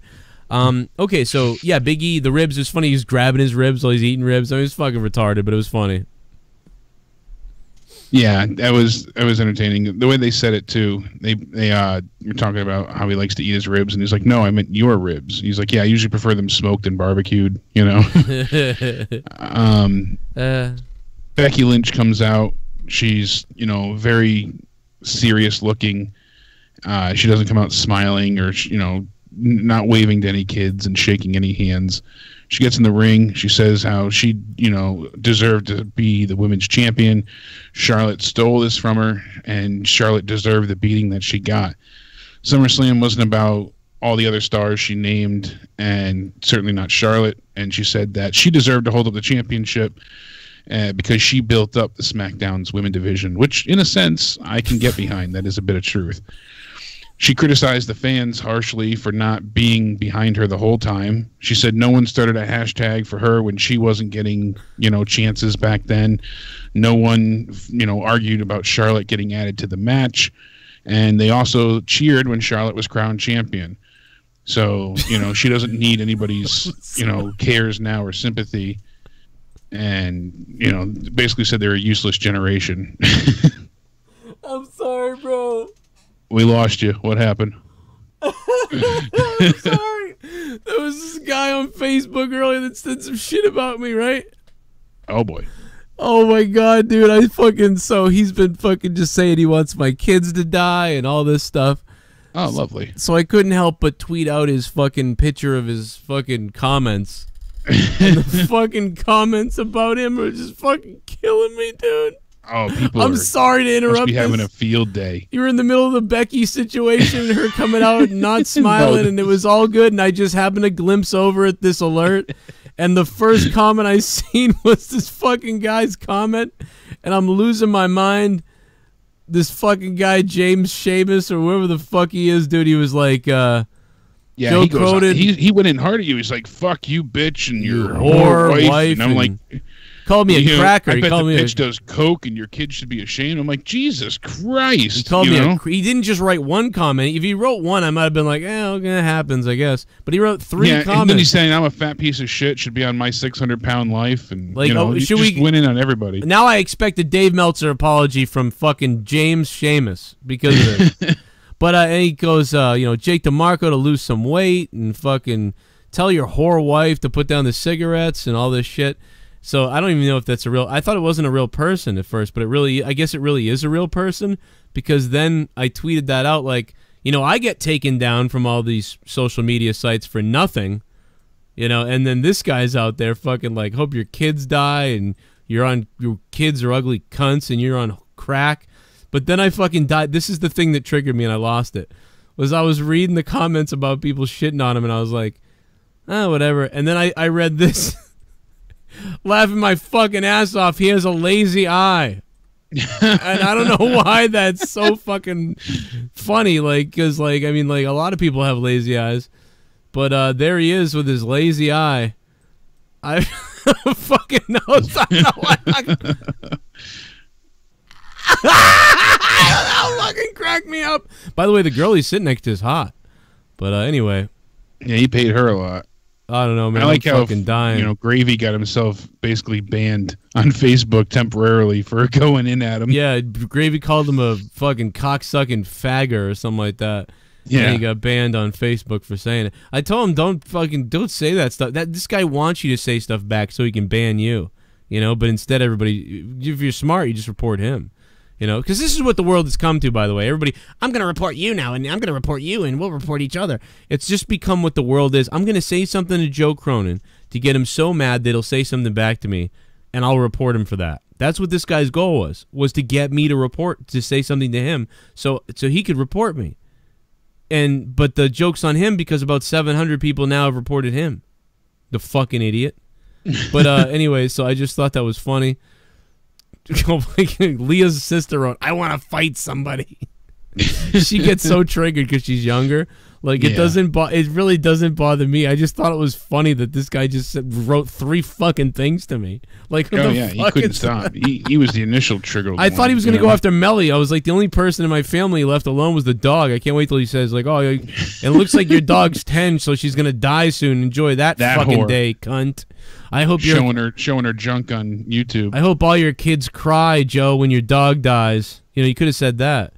But I don't know. I just thought it was funny that the guy made fun of his lazy eye for some reason. Dude, I almost have a lazy eye, for Christ's sake. I'm probably gonna get one soon from looking at this monitor like this all day. I get them from headaches. My eyes go unfocused and I have to close my eyes. If I stare at the camera right now and I close my eyes and open it back up, they'll be unfocused. See? Oh yeah, you do look fucked up. And then I have to go ahead and focus my eyes to get it to go back. Yeah, you look about as spaced out as sucks. You look like that guy. Okay, go ahead. I'm sorry. So Becky's in the middle of her fucking intense promo. Everything's going good. Faggot. By the way, we had some really good fucking shit. If you guys haven't heard this yet, I promise you, if you're a patron, make sure you don't forget that I put this up. I'm putting up a new thing tonight, but the After Dark podcast is on Patreon. It's an hour with Jesse. We said some fucked up weird shit in this podcast. I think you're really going to love it. So if you didn't realize it was up on Patreon, it's up on Patreon in the $5 tier. It's normally in the $10 tier, but it's in the $5 tier right now. So listen to After Dark podcast. It's up to download. Just wanted to remind you guys, you Patreon people, on my patreon.com/Joe Cronin Show. Okay, back to the review. You know what? While we're on Twitter really quick, Little Bex posted a tweet the other day. She said, bitch, I could post vagina shots in a Nazi uniform and not get banned. And it's funny, if you're a female and white, probably not. So, well, I don't know, man. Remember that chick that Tommy interviewed who was a Nazi? She got taken down everywhere. It took a while, but she got taken down everywhere. Yeah, well, she was celebrating Hitler's birthday and all these weird things. You got to be on the younger side, too. So she was 20. Yeah. I don't think she did say stuff about what she thought about Jews. Yeah, she was messed up. But of course. I mean, I don't know, it was weird, man. And then he interviewed her she's a great person. I'm like, yeah, she is. Oh yeah. He didn't even know though. He's a dummy. Okay, I'm sorry. We can get back to it. So Becky continues on, this is her time. We're all the generation of all talk and opinion, no action. And she said that Sunday was like being woken from a trance. I like this line. She said when they decided to raise Charlotte's hand, she wanted to tear off her head. That's when she realized that her so-called best friend had been holding her back the entire time, and she's not going to allow herself to be referred to as someone's friend anymore. She said she's the best in the women's division. She's not going to, hear any different from anyone else, and, this is her time. And that's when Charlotte comes out and says, she's mouthing it. She's not saying it with the mic. You did it all for this. You gave up everything in our friendship for this, holding up the belt. Throws the belt down, takes off her jacket, and they go into a brawl for all. They start kicking each other's ass all the way around the ring. They didn't go into a brawl for all, Jake. They didn't do that. Trust me. That was not It was brawl good for enough all. for SmackDown. I enjoyed them fighting with each other. I enjoyed the call that they did that, but at the same time they've done this many times. But I enjoyed the call they did it, but I wish they had a little more effort and fire in them. That's all. I think we're going to get more building towards Hell in a Cell. I don't think this is all we're getting. I think they're just going to spice it up slowly each week. I think they wanted to see how people were going to react with Becky, and her heel turn. And I think from here on out, they're going to go ahead and try to amp it up more and more to make her more disliked. But I like the fact that they did the pull apart angle. Usually you see that reserved for the men. We don't get that type of, bring out the whole roster to separate people for females often or even at all. So it was a nice touch seeing Paige usher everyone out there. We finally saw Asuka, by the way, for the first time in ever.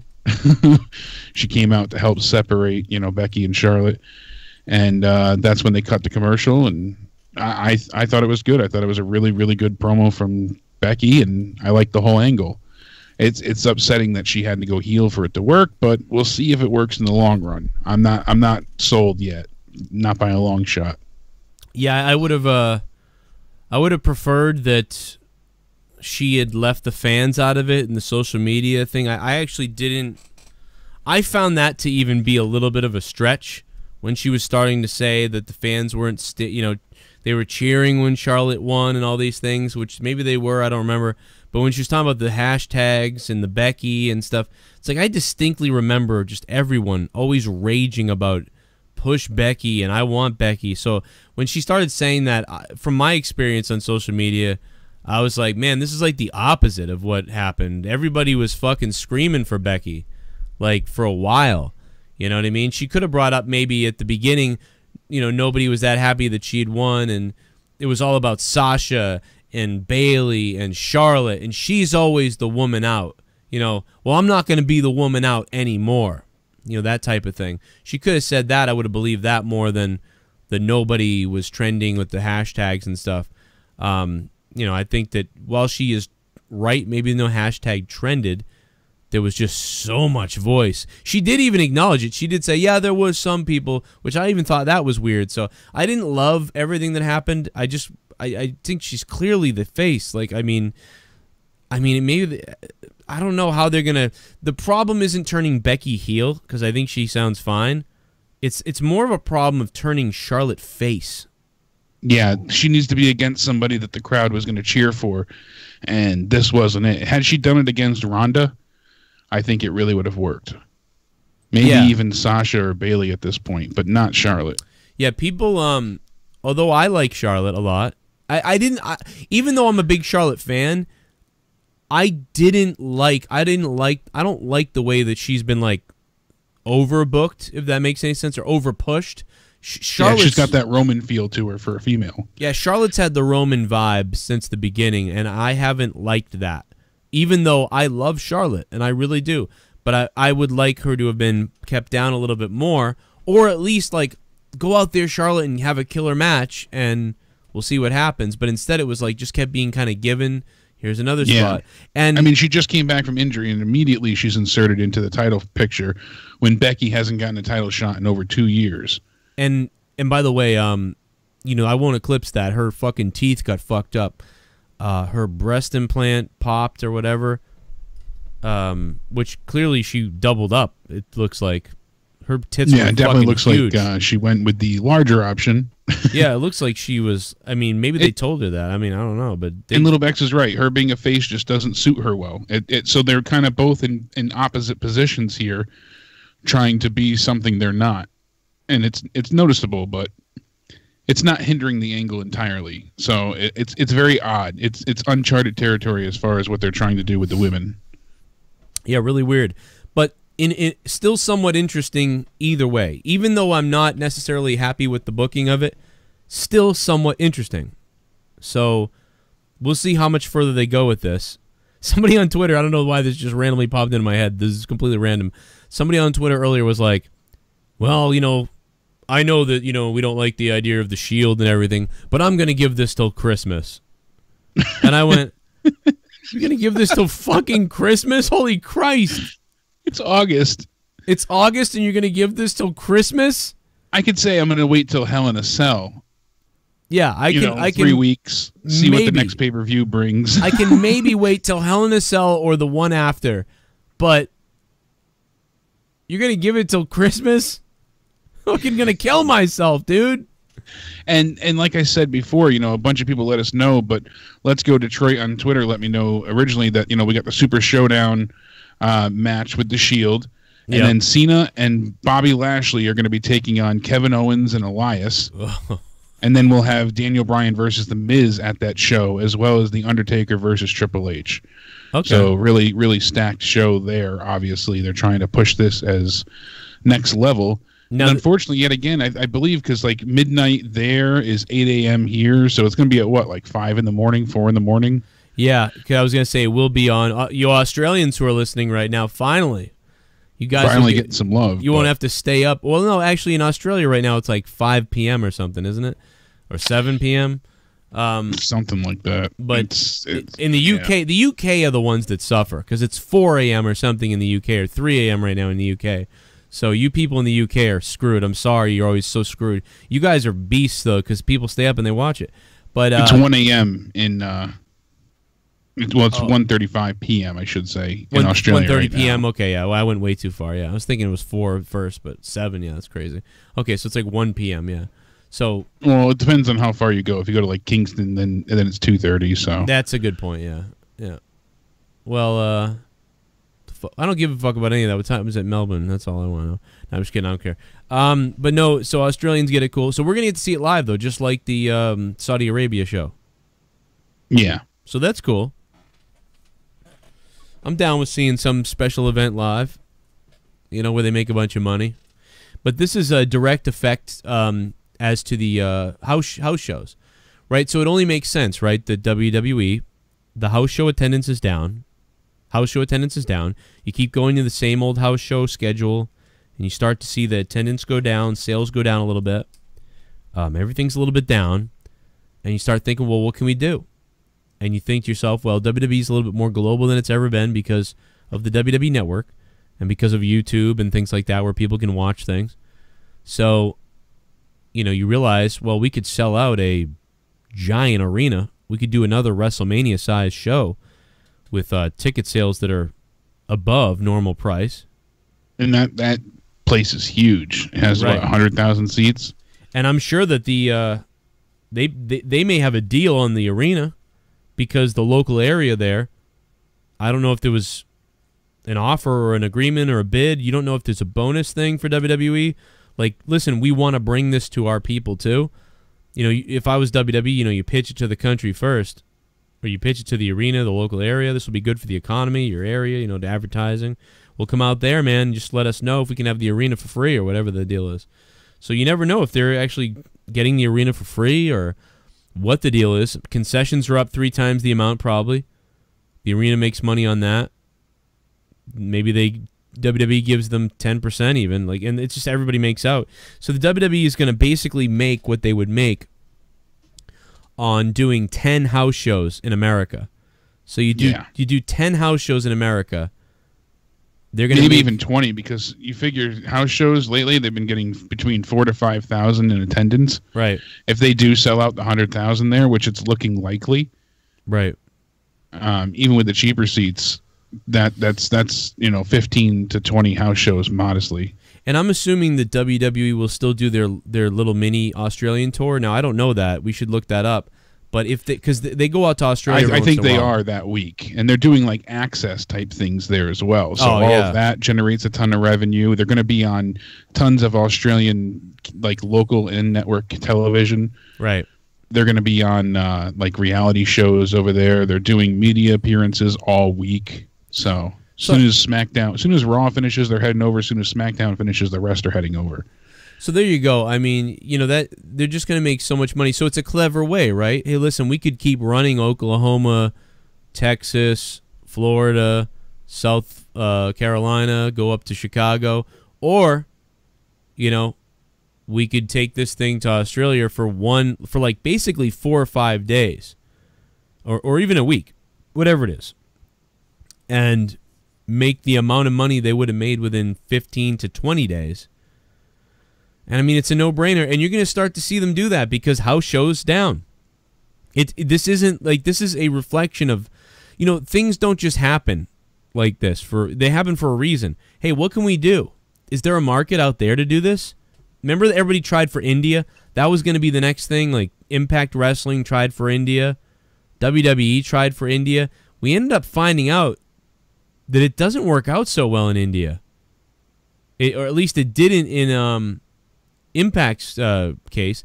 Didn't WWE not do the best in India as well? I mean, they did okay, but it wasn't like... They had to give away a great deal of tickets, and there was a lot of like free promotion as well.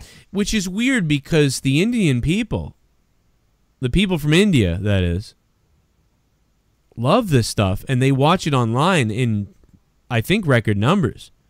So it was weird that you couldn't get them to show up live for some of these events because they love this stuff. I see them online everywhere. People from India. Shout out to everybody from India. It's just so many people live there, you know, you would think, but they just don't come out. And maybe it's because it's such a big area to cover. I don't know what the answer is. Maybe somebody from India would know. Maybe Prayesh knows. Or maybe Khan knows. I know that they listen. Maybe. I mean, they're from there, so they might have an idea of why this is, and if they do, let me know. But real quick, let me play a couple of these, and we'll finish our SmackDown review. We'll take some phone calls in a minute, too. There's probably some people out there want to talk. Pour me a beer. You've got a new subscriber. Joe, thanks for subbing, man. Joe Blue, XXX23. That sounds like a porno movie. I'm with Michael Jordan. I'm game, man. It's in the game. Like EA Sports. T-Dog, 710 T-Dog, 710. By the way, T-Dog sounds like the guy that would be in the movie. Just in case you guys wanted my opinion on that. I'm going to give it to you, just because. That poor guy is under such an attack on... Hey, attack me first. Matt Cause, thanks for subscribing, man. I didn't do it to do that, but it was just funny. God damn, was he funny. It was funny, man. Like, I don't know. It was. Super chat. Super chat. Cross-eyed. I'll do you one better. Where is Bobby Roode? Hopefully Bobby Roode is being transformed into a heel at this time. Yeah, no kidding. Because he needs help. Give me a hell yeah! Thanks, Scotty. Hey, speaking of looks, I'm not that good looking. Just look at me now. Oh, God, no. I guess that's what I get when I hitting Brooke Hogan from behind backstage when I was in WCW. Oh, no. Hash Wolfpack for life. Oh, my God. Thank you, Lex Luger.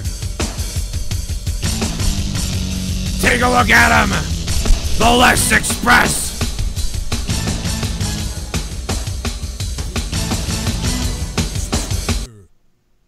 Darren Marlowe, what's up, man? Thanks for subbing to the Joe Cronin Show here on YouTube. We've been doing this for 6 years now, so thanks for being here. We'll open up the phone lines in just a couple of seconds after Rated R Superstar. Becky and Charlotte will be in counseling in a few weeks, then have some big tag team name. Yeah. Rated R Superstar, thanks. Yeah, they're doing the Bayley Sasha thing. By the way, this is how you do Bayley Sasha. I was going to say that before. Yeah, they'll be the tag team Flair and Fire or something like that. Flair and Fire! Thank God. I hope they never do that stupid T shit they used to do. God, did I hate that. And you know what I was going to say, too, about this Super Show? Sorry, Joe, I have to disagree with you where you said that Becky shouldn't include the fans. By the way, stop copying negative JD from NY where he tweeted the same thing saying Becky's promo was weird. It wasn't. This show gets a 9/10. Mirov, I think Mirov's on drugs. Thank you, Mirov, for the $9.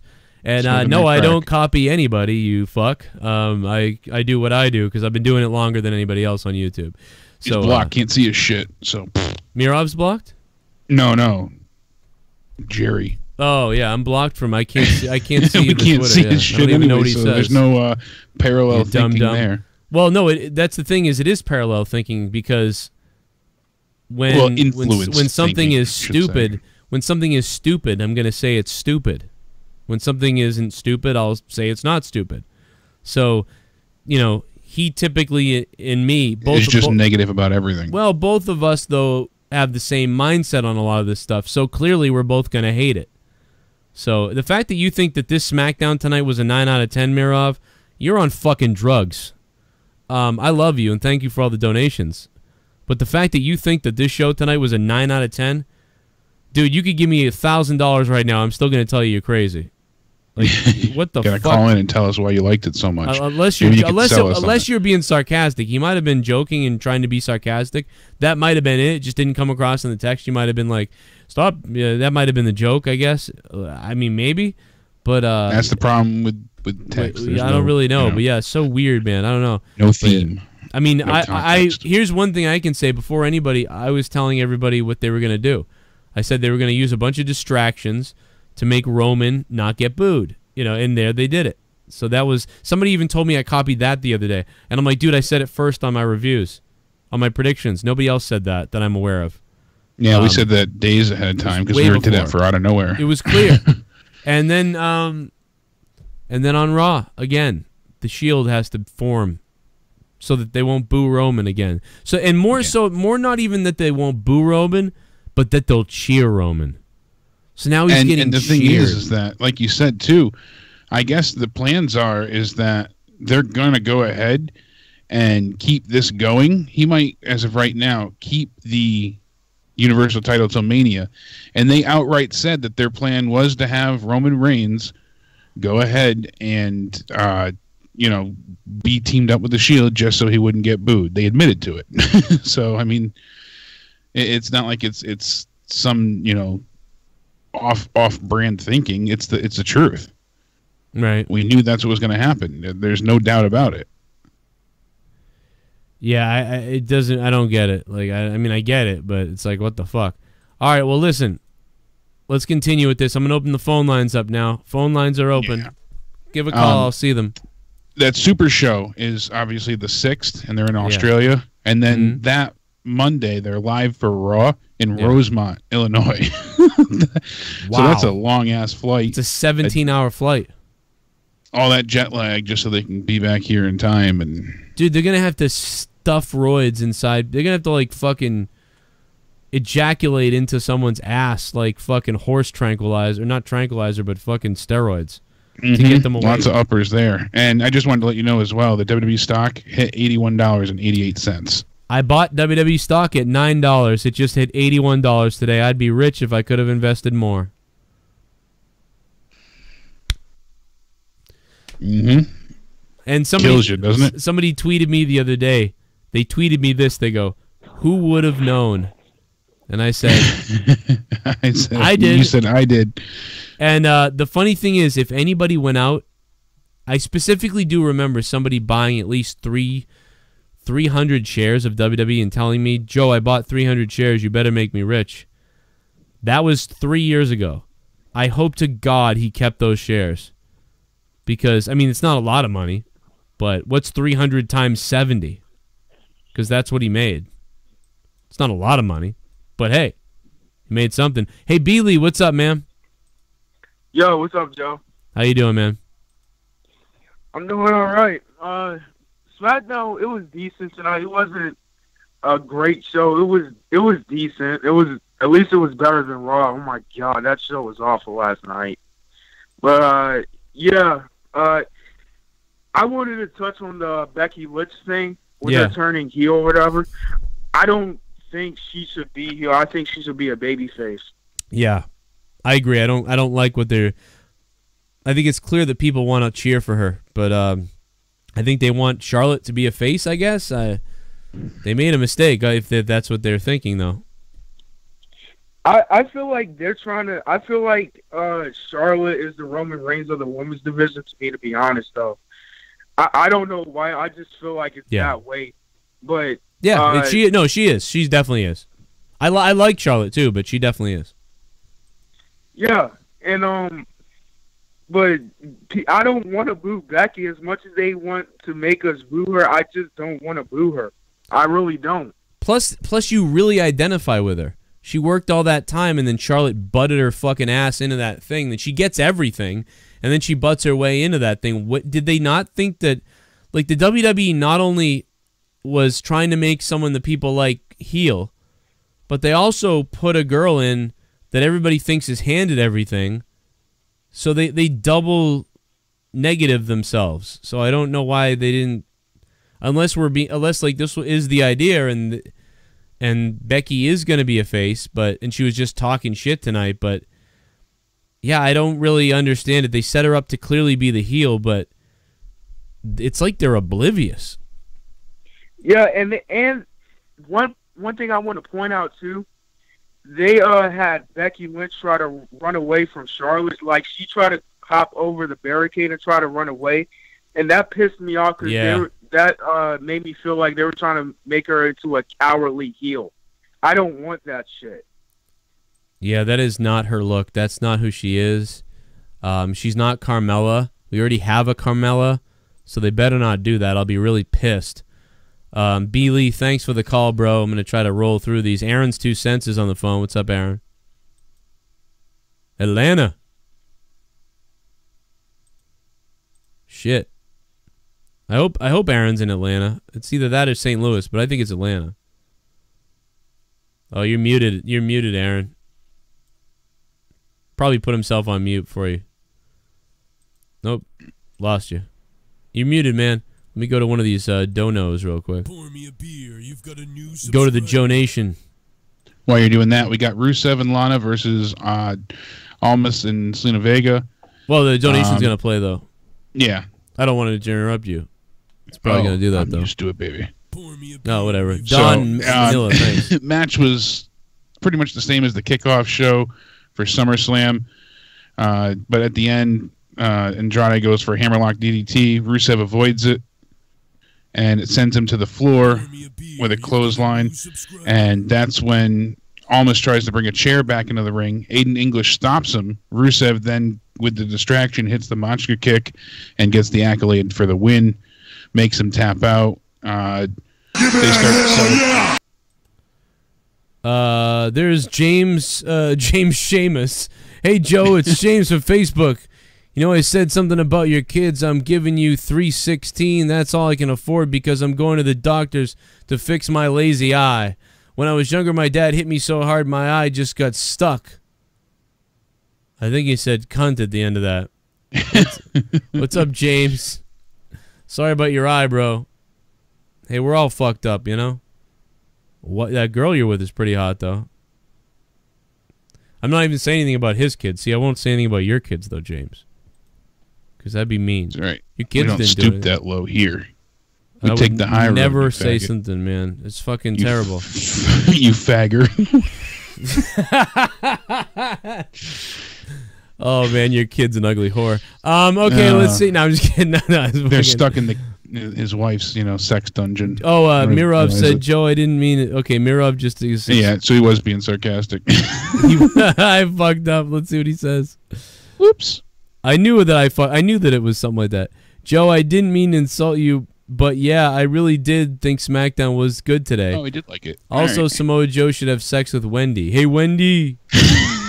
Who's your daddy? I agree, man. I love you, Mirov. Who's You're your the man. daddy and what does he do? Mirov was like one of the original donators on this show, too, to be honest. Like, I love Mirov, but yeah, I don't know why. Back when you had the bell. Fucking with me, man. Don't fuck with me. It hurts my feelings and I kill myself. I'm just kidding. Mirov, no, it's okay, man. I thought you were joking around.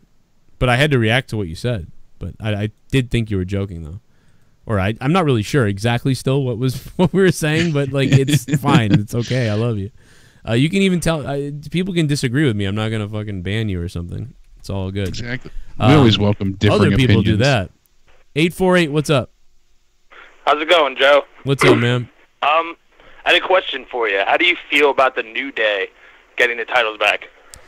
I think it was just it had to happen because of Rowan's injury, so that part about it doesn't bother me. I think it would have made them look bad to have to be like, we're doing a tag tournament.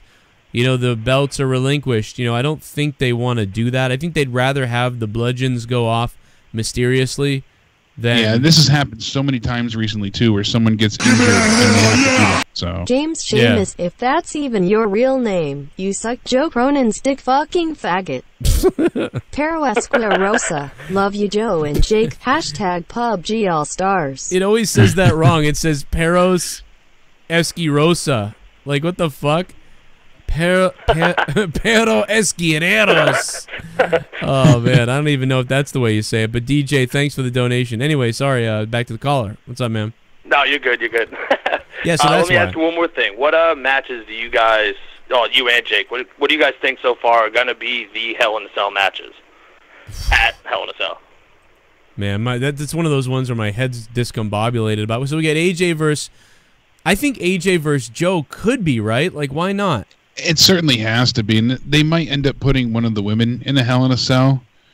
So maybe... I don't think they'll use Ronda yet.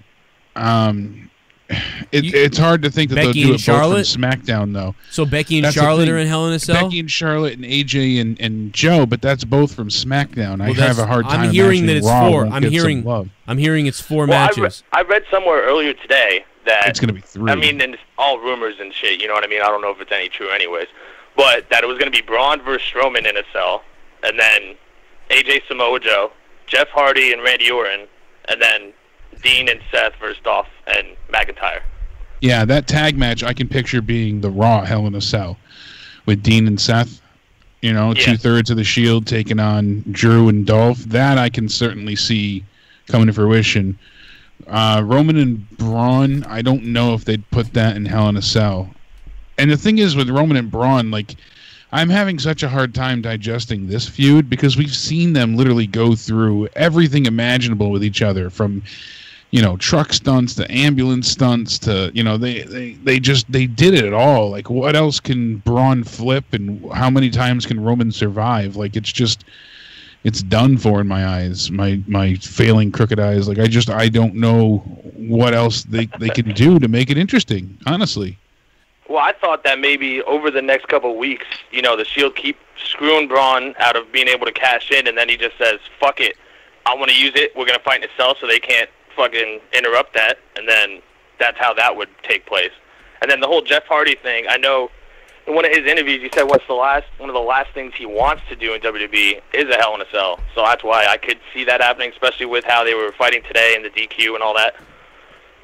Yeah. Both excellent friggin' points. Damn, you were spot on there. Yeah. That really makes a shit ton of sense. I'm sure Joe agrees. Yeah, I mean, it would be... But then when it comes to the women, like, they would have to have, I would assume, like, you had one, you know, the first one, so why would they not have another one? But then that would be 5 if all of those were Hell in a Cell matches. So that's, like, over an abundance of that. Yeah, Joe heard 4. I heard 3. There was even speculation like, oh, every match would be, which would be ridiculous. Oh, my God. Dude, I don't see them doing that. I can't stand the idea of a Hell in the Cell pay-per-view anyway. It's so stupid. It should be like a cage match. You don't have a cage match pay-per-view. You know, don't have a Hell in the Cell. I hate the theme pay-per-view. It is like ridiculous. Well, somebody said last night, oh, what if they did it like Lockdown, where every match is in the cage and, you know, as TNA's done. It takes away so much from the mystique and allure of the Hell in a Cell to have multiple matches. There shouldn't even be, you know, more than one, realistically. But yeah, the problem when they do the multiples, they're trying to amp up against each other, but only one can go through the cell, only one can go off the cell, only one can do like the really big spots, and that's got to be the main event, because you can't destroy the cell or really go all out without either upstaging or breaking the structure. Do you remember the Mick Foley one where he got thrown off? I mean, that was a good example there. After that, there was no need for the cage again, I don't believe. and Austin and Kane wrestled in the Hell in the Cell, and literally... Yeah, because they lowered it down. Like, it wasn't supposed to be, I don't think. I think it suddenly started to lower back down. Oh, right? that's right. You're right. Yeah, I think that's what happened. That's true. You're right. Yeah, because JR was like, who the hell made this decision or whatever? Yeah, who's lowering the cage? And that was like, and then the Undertaker came out, so... You're right. Good point. Yeah, I prefer it went back to the old way. Like, take the Hell in a Cell pay-per-view out completely, and just when you have a feud that amps up to that point, that's what you need. Then just throw a Hell in a Cell, like one match, one Hell in a Cell for a feud on a pay-per-view. Then you can do whatever the fuck you want in any way. You can break, you know what I mean? Even if it's the second match. Yeah, make September Unforgiven or Night of Champions. You know, do it that way like they used to, and then have one match be a Hell in a Cell if it calls for it. Like when Triple H had the end of the era match with the Undertaker, it didn't need really to be in a Hell in a Cell, but it fit perfectly for the end of their feud. They didn't really utilize the cell at all in that match either. Everything was in the ring and mostly led to chair shots. And a few super kicks, but you know, really relied on a steel chair and the stairs. So it's really too bad that I just forgot what I was going to say. The New Day and Usos had a great Hell in a Cell match last year, but they didn't do much with the cell. Yeah. No, I rewatched that one the other day too, and I forgot about the kendo stick thing where they tried to lock either Jay or Jimmy in the corner with the kendo sticks. Yeah, you know, and that was about the most they used with the cell. So the rest of it was just great offense, defense from both teams. So. Actually, Joe, I think I tweeted you earlier today and mentioned that I thought there was that I read somewhere that it was going to be 4, you know, Hell in a Cell matches. Yeah, but then you're right. You're the second one that I heard some. Okay, so somebody that I know who is involved in wrestling that I can't say, but he said he believed there was going to be more than usual. And then when you said 4, I was like, maybe it's 4. Maybe it is 4. Yeah, I don't even remember where I saw that either. Sometimes I'm just scrolling through shit and end up somewhere that I don't know how the hell I got there, and I'm like, oh, okay. Yeah, you know how that goes. Yeah, no, I got you there too. I mean, I think it's kind of logical that they might do 4, just because I think they used to do 3, and this feels like it's a co-pay-per-view, so just seems like the right number to me. But I think that it's ridiculous. I hate the whole thing. I don't like the idea of Hell in a Cell pay-per-view. Here's a thought too: why not have Roman fight someone else at the last match, and then afterwards Braun could just cash in and have the cell just lower? No, that's surprise the shit out of everybody. I don't know if that's a good idea or not, but I don't know if I'd like it. But yeah, do what they did in the what we just talked about. It's different, yeah. Yeah, but you're making sense about the Shield keep screwing Braun over, and then he says, "Well, we'll do it inside the cell, so this way, you know, no one will stop me." Yeah. Definitely. That's certainly. That's the way angle I would see that going. Sense. That's the angle I would see them going if they were gonna pull that trigger on that. You know what I mean? Because I don't know how else would you get to that unless it was like what I said. You know, he has a different match and then he cashes in. But have they ever said if you can make your own stipulation for it, the briefcase, or is it just no matter what a singles? Like just a regular match. They've only ever done a singles match. Well, a triple threat as well, but I'm saying it's never had any. It's never been for anything but the world title or whatever. It's not like they've never said belt. like, oh, you could make it for a Hell in a Cell or no disqualification. I mean, triple threat or TLC or whatever the hell you want. Yeah, but. Oh man, thanks for the call. You good call, man. Thanks, buddy. Have a good one, guys. Good shit. Great call there. Thank you. That guy with a brain. Now, listen, go ahead, Jake. I got 508 on the phone. Just hang on 508 1 second. Yeah, this is what I started to mention before. You know, they tried to get the Shield back together in 2017, but barring the injury, they've dusted off the faction's Twitter machine, which hasn't sent out a message in nearly 2 years. They retweeted the pic of the 3 of the Shield members from the WWE main account with, you know, winking faces on there. And this is definitely a long-term plan for them. So they have 3 new shirts out, obviously, and it's not just the merch that makes it look like it's more than a one-off, but the fact that they're saying outright here that this was to protect Roman from being booed, as we know, and the plans are tentatively right now for him to continue his championship, you know, Universal Championship reign until WrestleMania. Yeah, that's what I was reading too. Till Roman's gonna hold the belt till Mania. So yikes! Enjoy that, baby. Enjoy, baby. How you like 508. What's going on? Hey, Joe. Hey, Jake. Hey. I don't get why the Shield is always like the protector for Roman Reigns when Vince knows Roman Reigns is not over himself, but his cock is shoved up his ass. I don't get it. They are the Shield for real. I don't get it either. It's some kind of stubbornness. This is like the Donald Trump stubborns. Like this is like Obama telling Trump that you won't be president, or haha, you're not president. So then Trump's like, I'll be fucking president. This is like, well, Roman's not gonna get over. Roman's not over. Oh yeah, I'll get him over. Who sent me that list? I gotta find this while you're on the phone. Like this is very interesting. Somebody tweeted me, or I know what it was. It was a comment on the last video. I'm gonna go find it right now. I brought up this idea of how many people have put over Roman. This fucking guy gave me a list. Oh yeah, he listed all of them. Yeah, this guy wrote a list out. Where was it on the Raw review? I think. I think I pinned it. Yeah, it was on the Raw review. I can. Yeah, here it is. I found it already. Got it. All right, dude. perfect. Check this out. This is exactly what I'm talking about. Nobody else. He forgot a few as well on there. And he forgot a few, right? Derek Dickerson, which is a hilarious name. Thank you, Derek, by the way. But here it is. It's so long. Here's a list of people Vince used to get Roman over in the past 4 years: The Rock, Daniel Bryan, failed. League of Nations, Brock Lesnar, Paul Heyman, Triple H, The Undertaker, John Cena, Seth Rollins, Dean Ambrose, Finn Balor, Samoa Joe, Bobby Lashley, CM Punk, Vince McMahon, Stephanie McMahon, Braun Strowman, Jinder Mahal, The Miz, Taraj, Kane, Bray Wyatt, J&J Security, Kevin Owens, Chris Jericho, AJ Styles twice, Anderson and Gallows, The Usos, Lana, for some reason, Lana? Did Lana get over Reigns? Yeah, didn't he have a so-called sex angle with Lana where he was supposedly dating Lana or something? When him and Rusev were going back and forth, yeah, they made comments and stuff, and he trashed on her. I don't know if I'd count that one then. I don't know if I'd count that, but whatever. Shawn Michaels, he wrote. I don't remember that one either. Shawn put him over on one of the pre-shows and one of the breakdowns. Oh, okay, all right. So he's counting that. See, I wouldn't even go that far, but whatever. Kurt Angle, Elias, Baron Corbin, and announcers of Monday Night Raw, obviously, with how they sucked him, and even referees. Pathetic, just pathetic, he wrote. What about, I'm trying to think, I had more in my head earlier, but Ryback. Ryback was one because Ryback was when Ryback, they debuted to put him through a table, Oh.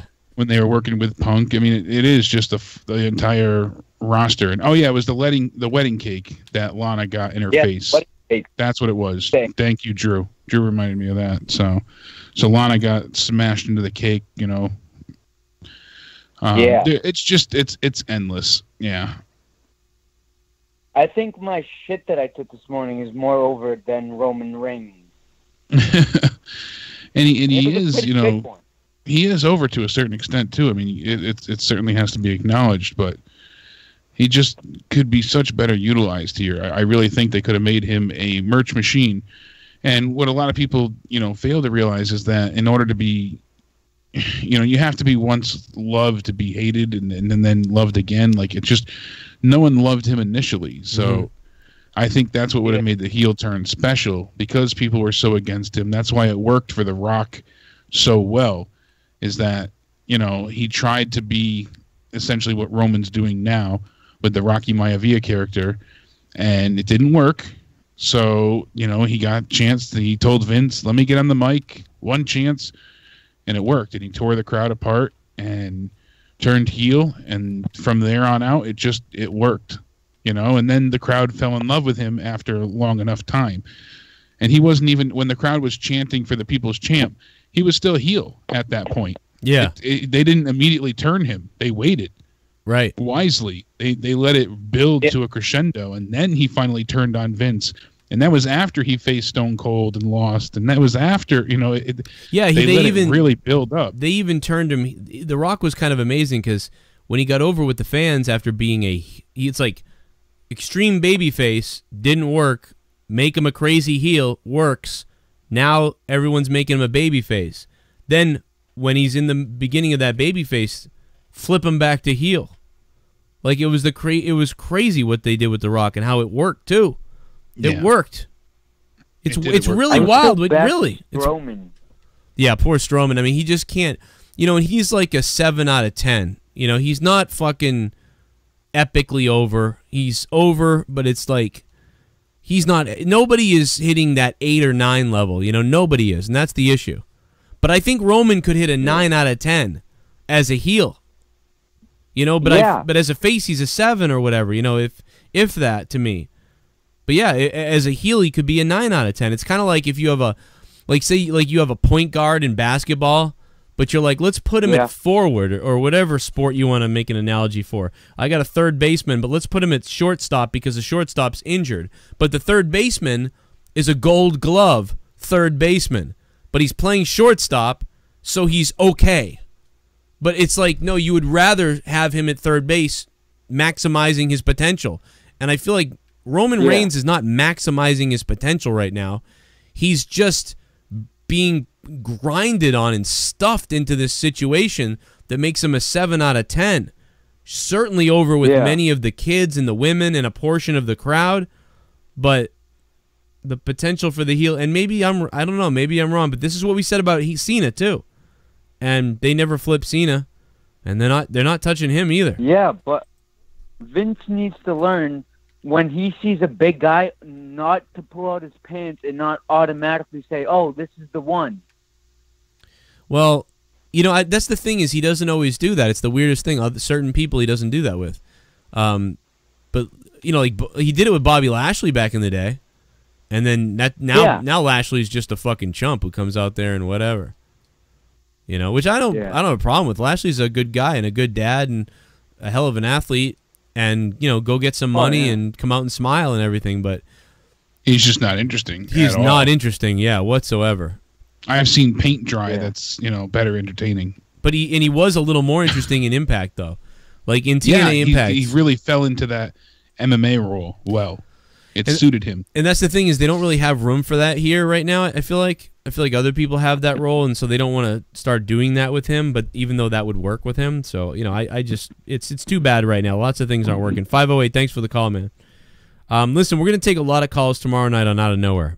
But as far as wrestling goes on this show, we probably a couple more things we missed at the end of SmackDown, right, Jake?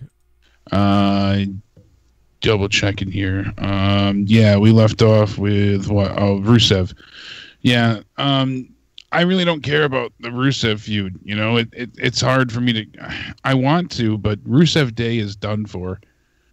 Lana didn't really, look great again. I do enjoy them both, but it's just they had something that was organically white hot, and they failed to capitalize on it, and now it's done in my eyes. Yeah, I feel like they're taking away from the star power that is Andrade and Zelina Vega. You saw it's such a downgrade. You saw what he did, and not that working with Rusev is a downgrade, but the situation that they're in is what I'm trying to say. Yeah, because Rusev went from facing AJ for the championship, last month, and now we go ahead and we see him on the pre-show, and then we get Almas here, who was the NXT champion, putting on 5-star matches at times, and now they're fighting over Rusev Day and nothingness, and they're trading wins back and forth in a feud that pretty much was started over nothing. So, and even with Aiden English, they hate him, they can't stand him. Oh my God, he's so helpful. Oh, don't come around anymore. Like, he's like a bastard redheaded stepchild that they keep trying to get rid of, and then he comes back again. Like, it just either feud with him and be done with it, or embrace him. The whole flip flop is just frustrating. But for WWE standpoint, like, they feel like, oh, we gave Rusev a great spot because of how well he's been doing, and AJ needed somebody that he could get another win against, before we got him in this whole Joe deal. So I get why and what happened, but yeah, but losing to Cien Almas, right? It's not. Wait a minute, did he beat Cien Almas tonight? Yeah, tonight he did. Tonight, because of Aiden English stopping Almas from using the chair, he was able to, put in the So what? the accolade. You just built it up like he lost tonight or something. It was weird. No, that's the thing. That's what I'm saying. Like it's just he got the win finally after losing last night. But basically, they needed Aiden English to help them to win. It's just an odd scenario, and it's not that interesting nor entertaining. Well, I mean, so you would have rather him not be booked with Cien Almas? Yeah, not at this point. No. I mean, I don't want to see Cien Almas lose either. That's the thing. Is like that's the thing. Oh, no. That's I don't want to see either one of them lose. I know somebody has to, but it's just that I wish they capitalized on the Rusev Day angle when it was white hot months ago. He didn't necessarily need to be the champion, with the main belt. But they wouldn't. They do this. This is Sandow. This is. I know. Every other guy he got gets over organically, and that's the problem. It wasn't intended. It's like they always give them a mini reward for it. They go, "Oh, here's your little spot. Oh, now it's over, and now thank you, future endeavor." You know what was funny that I heard the other day when you brought up Cody Rhodes before? I wanted to mention it, and I couldn't think of who it was. Zack Ryder. Remember how he was the internet champion? Yeah, and he was way over. He had that. Yeah, he was huge with that, with the Long Island AidZ story and stuff. He had that belt made, custom belt, and he used to bring it to shows. Well, they wouldn't let him use it, right? But he was never able to take it out. Well, come to find out, the person behind him not being able to use it was Cody Rhodes. Cody Rhodes, I guess, complained to officials about it, saying that, oh, he's just a mark for himself. You're not going to let him go out there and use that, are you? That's ridiculous. It's foolish. Wow. He's literally a mark for himself. Wow. And I was shocked to hear that in a sense, but Cody has to be that pretentious, and it sounded like he was very bitter and jealous, but he had a bit more clout and standing with the company, so he complained, and, Zach couldn't use the belt. But his action figure had the belt. His wrestler in the video games, the 2K series. Who said it was Cody? Belt. I got to tell you, man, the more I hear about Cody Rhodes, the more I find out that this dude, seems like a little cunt. Yeah, I know, unfortunately. It was in a recent interview. I was watching a podcast. Who said this? Who said this? It was Zack Ryder talking about it. Zack Ryder said it? Yeah, I'll find the clip for you. Wow, dude. What a weirdo. Shock factor's out the window. But... Man, Cody Rhodes he seems like the more I learn about him, he seemed really cool from what I knew. But the more I find out about Cody Rhodes, the more he sounds like the douchebag rich kid who next door. If he's not, he's cool as long as you're cool with him, but if he doesn't like you, you're fucked. Like that type of thing. Yeah, he's like Cody nixed it, said I was a mark for myself, and I couldn't, I wasn't able to use the belt. Shock and I was able to use window, it elsewhere. So shock factor's out the window, man. Shock factor's out the window, man. If Vince Russo says a bunch of homophobic things, so we're just not going to have any of that. All In is about anybody can come, and it's inclusive, and anybody can become, and we're a progressive at All In, so... Yeah, man, I don't even like Vince Russo's time. That Attitude Era, nobody liked that. I didn't like that. I didn't even really watch that because, yeah, I mean, I was a part of time of wrestling. I didn't even like that time of wrestling, so I don't even know. Vince Russo says he wrote this and that. No offense to Vince Russo, but, as far as I'm concerned, what I know is Vince McMahon writes WWE, so... fuck are you talking about, Cody Rhodes, you fucking numbskull? And Cody's always had problems with Zack Ryder. I mean, you just look it up really quick on Google, and you see Cody Rhodes on Zack Ryder is the most frustrating guy, and talks about drunk Ryder and won't follow him on Twitter and all this stuff. So, I mean, they've always, I guess, had a bad history, but...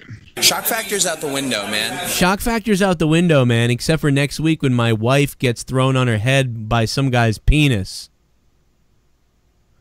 Do you think his wife came home and was like, Cody, I don't think shock factor is out the window because tonight I grabbed Joey Ryan's dick and it threw me across the ring, and then I had a fight with a man in the ring.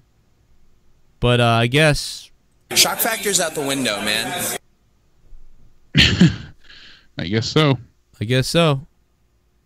It's just ridiculous. I should call. I'm going to call Flip Gordon. I'm going to call Flip Gordon and tell him to poop on you at All In. That's the way you handle it. I'm just kidding. Just take a big I shit like on Cody. him. I like Cody, but it's like he just seems like he's a little like fucking goody two shoes victim, fake crybaby sometimes. Like, come on, man. You know, be a guy. You know, you don't gotta be a virtue signaler. You know, just be a badass. It's all good. Wait for the real victim. Wait for the real victim to be attacked, and then help them out. You know, shock factor's out the window. It's fucking wrestling. Come on. Exactly. Anyway. But it doesn't surprise me with Cody's attitude. You know, poor guy. I will find that clip. I will make sure I bring that up for Out of Nowhere. People also wanted us to mention about Bray Wyatt. I saw him tweeting out about the Shield. Saw Cody at Chaotic Wrestling last year too. He was really nice. Appearances can be deceiving. Well, he's good to. From what I understood from all the guys, he was really good. All the wrestlers loved him. Said that he would just help him out with anything. And I think he's one of those, if he's happy, everybody's happy kind of idea. Maybe.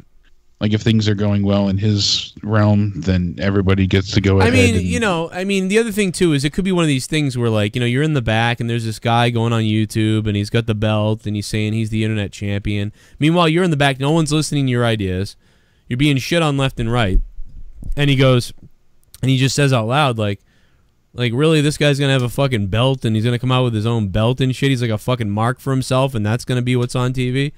And but this is when Cody was IC champion too, so it's like, well, was he trying to say that, like, oh, it devalued the title or something? I don't know. I mean, in a way, he does have a point. In a way, he does have. I get the gripe. Like, come on, man. Like, I got the IC belt, and this guy's got this fucking thing that's getting over everywhere. What are we doing? You know. So, you know, there's a side to every story. Yeah, Cody just seems so petty, though. It really does. But also, Cody had a chip on his shoulder, too, because everything he tried to do got fucked over. So, or just they wouldn't let him do anything. And so, now he's finally the champion doing this stuff, and then you got Zack Ryder doing that. So, you know, if anything, he should have said, dude, let's have... Maybe they could have had a title versus title thing, and then he could have won, and then he could have, like, thrown Zack's title in the trash or something. I don't know. Whatever, though. Fuck it, I guess. It's stupid, I guess. Maybe Cody's right. Maybe he's right. Maybe I'm wrong. But I don't know. I don't think he's right about shock factors out the window, and Vince Russo wasn't a writer, and Vince McMahon's the only writer, and you know what I mean? I think he's wrong about that, but whatever. Yeah, I agree there. Maybe he's right. Sadly, you never know. Happily. They also did reach out to AJ Lee to appear at Evolution, so we'll see what happens there. That's really interesting. Back to SmackDown. Nakamura, I think she sucks. I hope she doesn't come back. She rated the highest for the fan poll. She got 70% of the vote as for who people would want to see for Legends. Why? What over the everybody fuck over has Trish AJ Lita. Maybe Lee because done? they didn't see her at the women's Royal Rumble match, that it just drives interest. AJ Lee is awful. I mean, okay, she's not awful, but AJ Lee is boring. What has she done? See, I liked her back in the day. What but match? It might just be Tell a me lot a of match. nostalgia. Tell me a match. Somebody tell me a match where AJ Lee... The only match I can remember is when Paige beat her in 3 seconds. That was fun. Give me the AJ Lee match. We were there the night when she returned and won the title back from Paige. So that always stands out in my mind. Like I said, so I think it's like a slight bias. And Danielle really liked her too when she was doing the skippy flirty stuff with Kane. Yeah, but what? Give me a CM match Punk though. Like, what match did she have that was good? I really couldn't even recall. It was Nobody a lot more remembers. of her character that I cared for. I don't care for any of wrestling. her.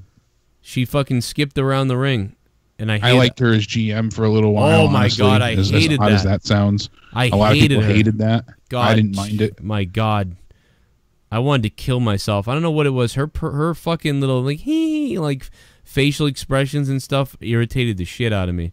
I hated you would her. figure that would bother me endlessly, but for some reason I just enjoyed it. I think I was so tired of the celebrities coming in week to week making a mockery of, because they had guest celebrities at that point being the weekly GMs, and a lot of them couldn't even like remember the names of the pay-per-views or what shows were coming on or even what show they were on. You know, the best one out of all was Bob Barker, and even that was a joke in itself. I don't know, man. So we had all those celebrities, and for her to take over a serious role, I genuinely enjoyed her.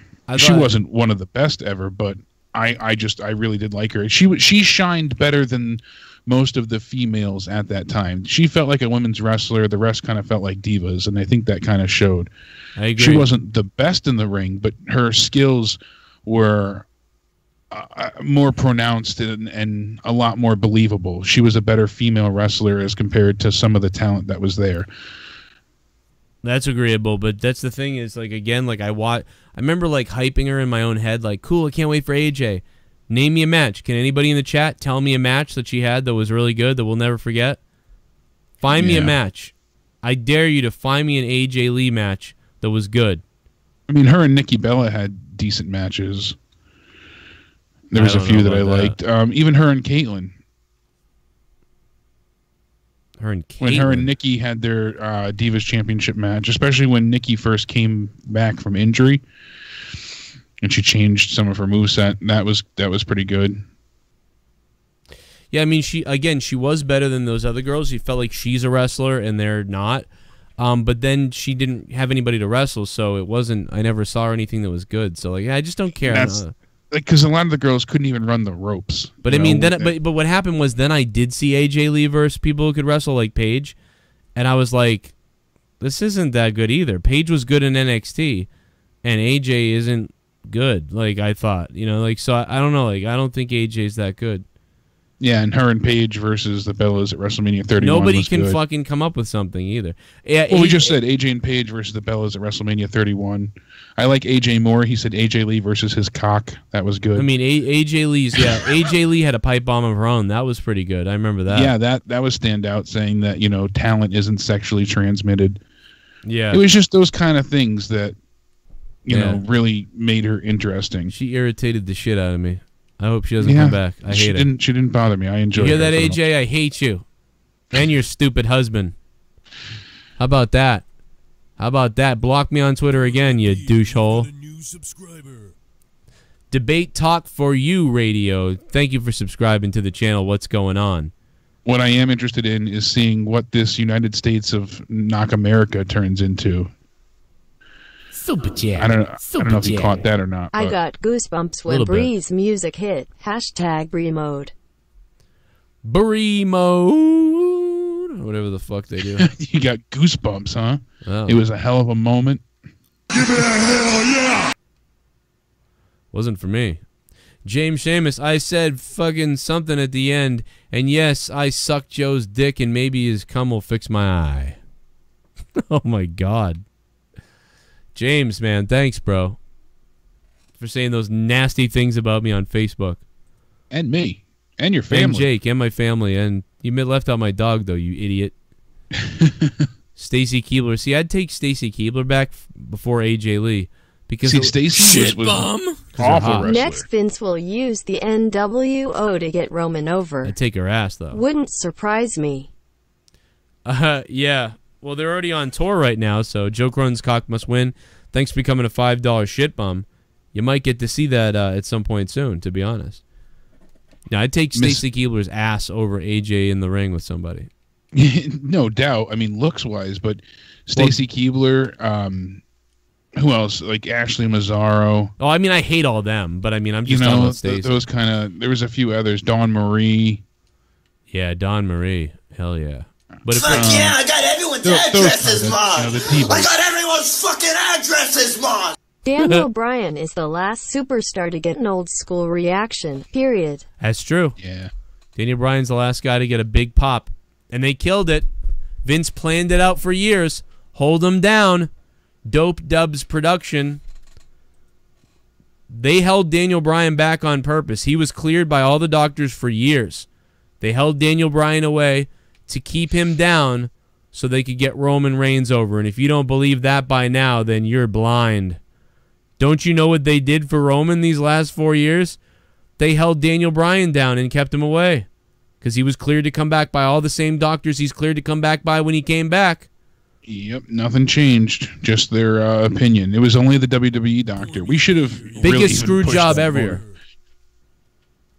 It's the biggest. People called me crazy. People called that crazy. Oh, you guys are insane, dude. He was hurt. No, he wasn't. He was approved by the doctors. What changed? Nothing. Super chat. My God, those knee-high Converse on AJ Lee were sexy. Ugh. See, I never thought she was like. She's not ugly by any means, but she's just not my type. So. Give me a hell yeah! Her Best annoyingness. thing about AJ Lee was she could suck my dick without having to get on her knees. Oh my God. I just find her. She was short. Gatekeeper Drew, thanks for the donation. I just find her irritating. That's all. I found her very irritating. And then she didn't really wrestle that much in the ring, so I was just like, well, who cares? But yeah, I don't know. I just don't like her. I started to hate her because I thought she was good, and then when I realized she would never deliver a match, I was like, okay, this is stupid. What we were all chanting for AJ for? She kind of blows. Scotty, it's just because, like I said before, she just shined brighter than most of the other divas. You wanted to see her wrestle. You know, she had, she was competent in the ring. So yeah, because you just hated Nikki Bella and the Bellas so much. It was like, good. They were just terrible wrestling. Nikki and Nikki got better though. Improved. Yeah, I granted. I do admit that wholeheartedly. You know, they did. I think, honestly, there might even be one or two matches that I saw of Breeze that I think I remember better. I mean, not Brie, Nikki, that I saw where I went, wow, she's kind of like the female John Cena. I'll take that over these other fucking women who aren't doing anything. Yeah, really. Maybe I'm crazy. But, no, you're not crazy. I mean. By the way, if you guys want to get my bonus content, make sure you become a patron tonight. Patreon.com/Joe Cronin Show. I'm just going to give that shout out. Shit bum. It was a shit bum. None of this gave me goosebumps. Instead, it gave me hemorrhoids. Talking about SmackDown? You mean SmackDown? Hey, listen, Cameron, thank you for becoming a $5 patron. Thank you, Abel Salas Jr., who now has hemorrhoids. I'm sorry, Abel Salas Jr. Nakamas Warrior, Patrick67, and Cameron, thank you guys for pledging on patreon.com/Joe Cronin Show this week. Shout out to all the new patrons. We're up to a record amount of patrons, over 367 patrons on Patreon. That's fucking crazy. So Abel Salas Jr., thanks for the $5 as well.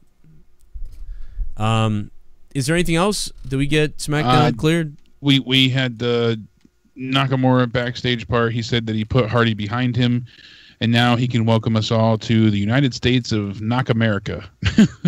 Oh man! And I'm curious to see if this turns into another like total joke gimmick, like the League of Nations kind of idea, or if this is going to be something interesting with him. Nakamerica.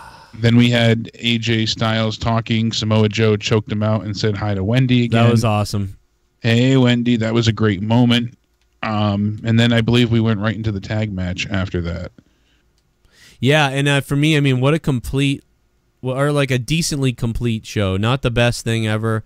Still a little bit of problems, but wow, like pretty good, man. This thing was over like that. We were in the main event last night at Raw. I was about to die, and then when the main event was pretty hyped, I woke up. So complete opposite of what happened on Raw last night. I gave Raw last night, I think, a 4 out of 10. Probably could have given it a 2 out of 10, but I gave it a 4 out of 10 just. Even though I hated the Shield thing, I gave it a 4 out of 10 just because I took my feelings out of that. But tonight, I mean, it was better than I thought it would have been if Brock had come out. Like, I was more surprised. I mean, it just shows that the lengths they're willing to go to, but I wasn't expecting the Shield. So yeah, so like the surprise factor was pretty cool, even though it was dumb, and clearly they did it for Roman, so that's annoying, but. But tonight we had that great tag team match at the end, which I thought that was really good. Would it be? It's probably about as good as the Finn Balor Roman one. The difference is it wasn't, and it was a little predictable because you knew well, if you were paying attention to the dirt sheets or whatever, you knew Eric Rowan was injured. Rowan's injured. They got to get the belts off of off of the Bludgeon Brothers. So, and he'll be out just as long as Ambrose was. So I even thought they would do a spot where he got like put through a fucking table huge, or he got really hurt, and so they could sell it there. But they really didn't do that. I don't think they wanted them to look weak at all. Right. That's exactly it. Yeah. Even though they did lose, but it's just so it was a good match. Maybe not quite as good as Finn Balor and Roman, but at least it just seemed more spontaneous. Like, although the Roman and Finn thing was pretty cool, and then you had the guy coming out. So I don't know. It was pretty close to that, but the show was such a more even show, an even keel 6 out of 10 for me. I thought they could have done part of better. me really expected WWE to not go through with turning Becky heel. I was like, oh, she'll come out. The way she came out, I was like, oh, the start of her speech, I'm like, all right, here she goes. She's going to say that she's sorry, and the moment got the best of her, and then Charlotte will come out and say, sorry, you don't deserve to breathe my air, and they were going to flip Charlotte and make Becky still be face. I didn't think they would do that. I wouldn't have liked that either, but I wouldn't have, but it's just, I still... like, am not convinced of her being a heel. Like, I really like the whole segment, but that's what, like you said, to Raw, taking my feelings out of it. So they could have just once simply I try and said put logic back into it, it ruins it. They could have just had Charlotte simply say eventually, after Becky kind of like was screaming about her situation, they could have just had Charlotte finally just be like, you know what? The fact of the matter is that I'm better than you, and you know we're friends. So it's not like I want to just go around telling you, hey, guess what, I'm better than you. But you just, you know, I want to be your friend, but apparently we can't just be friends and me be better than you. It's always got to be a problem that I beat you. And that's just the way things are. So if you can accept that, then we're good.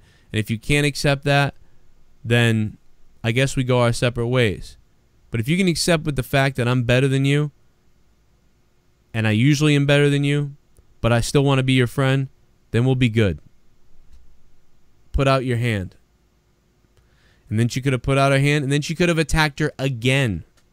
Yeah. And we could have continued from there with the breakup from the locker room. And that would have brought more intrigue, been more real, and sort of kept Charlotte from completely flipping into heel goofily, but also made her kind of a dick. And then Becky, you know, acknowledged that and started beating her up. I would have rather that, but good enough show. Maybe a 5.5, maybe a 6 out of 10 for me.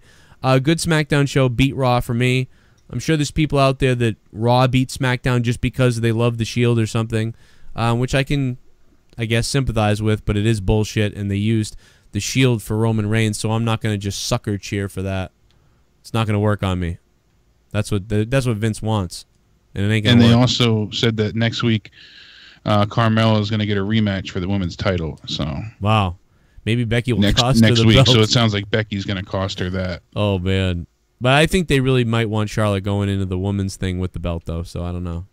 Yeah. Plus, Luke Gallows and Carl Anderson are going to take on the Bar to see who faces the New Day. So right. New Day. Part of me wants to see the Club. Part of me wants to see the Bar. So I'm kind of on an even keel there. I don't know about the Club.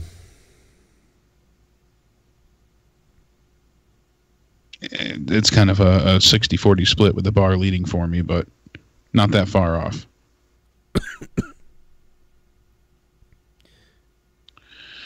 And still no NXT call-ups either, as everybody and their mother had posted, predicted, and basically told us that we were crazy that because they weren't on Raw, they were all going to come up on SmackDown.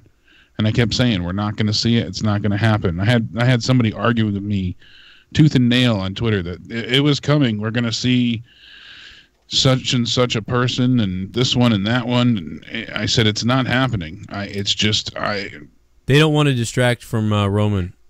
Yeah. Plus, they're like, oh, look for it to happen in Toronto, you know, Monday or Tuesday next week. Next week, I guarantee you.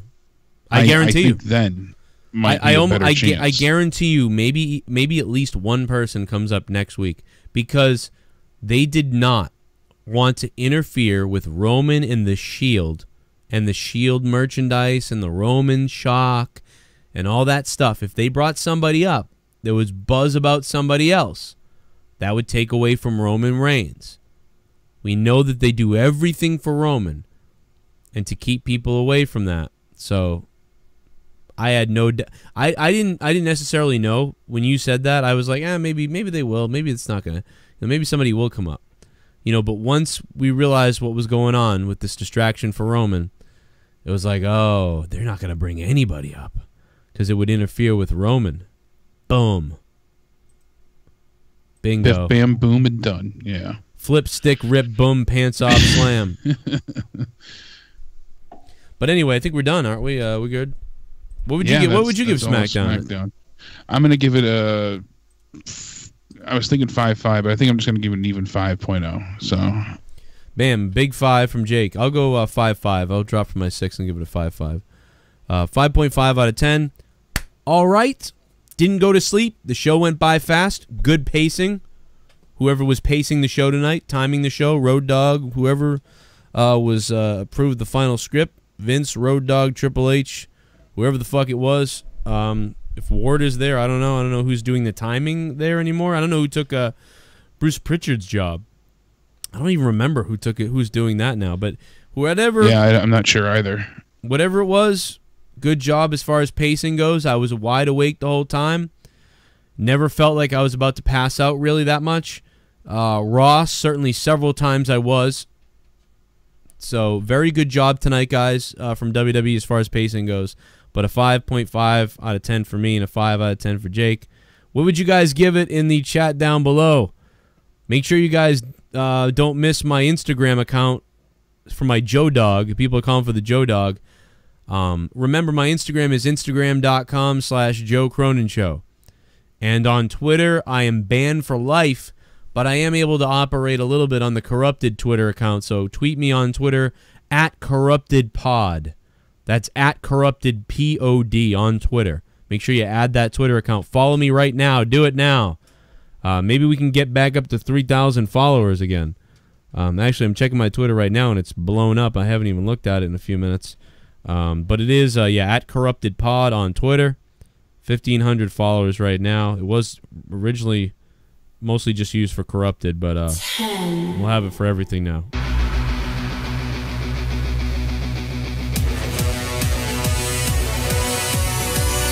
He is the perfect 10. I'm sorry to anybody's missed call tonight, too.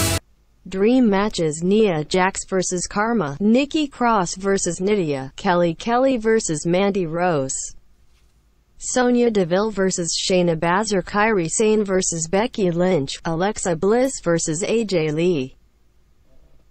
Oh, man. Is that really what's happening?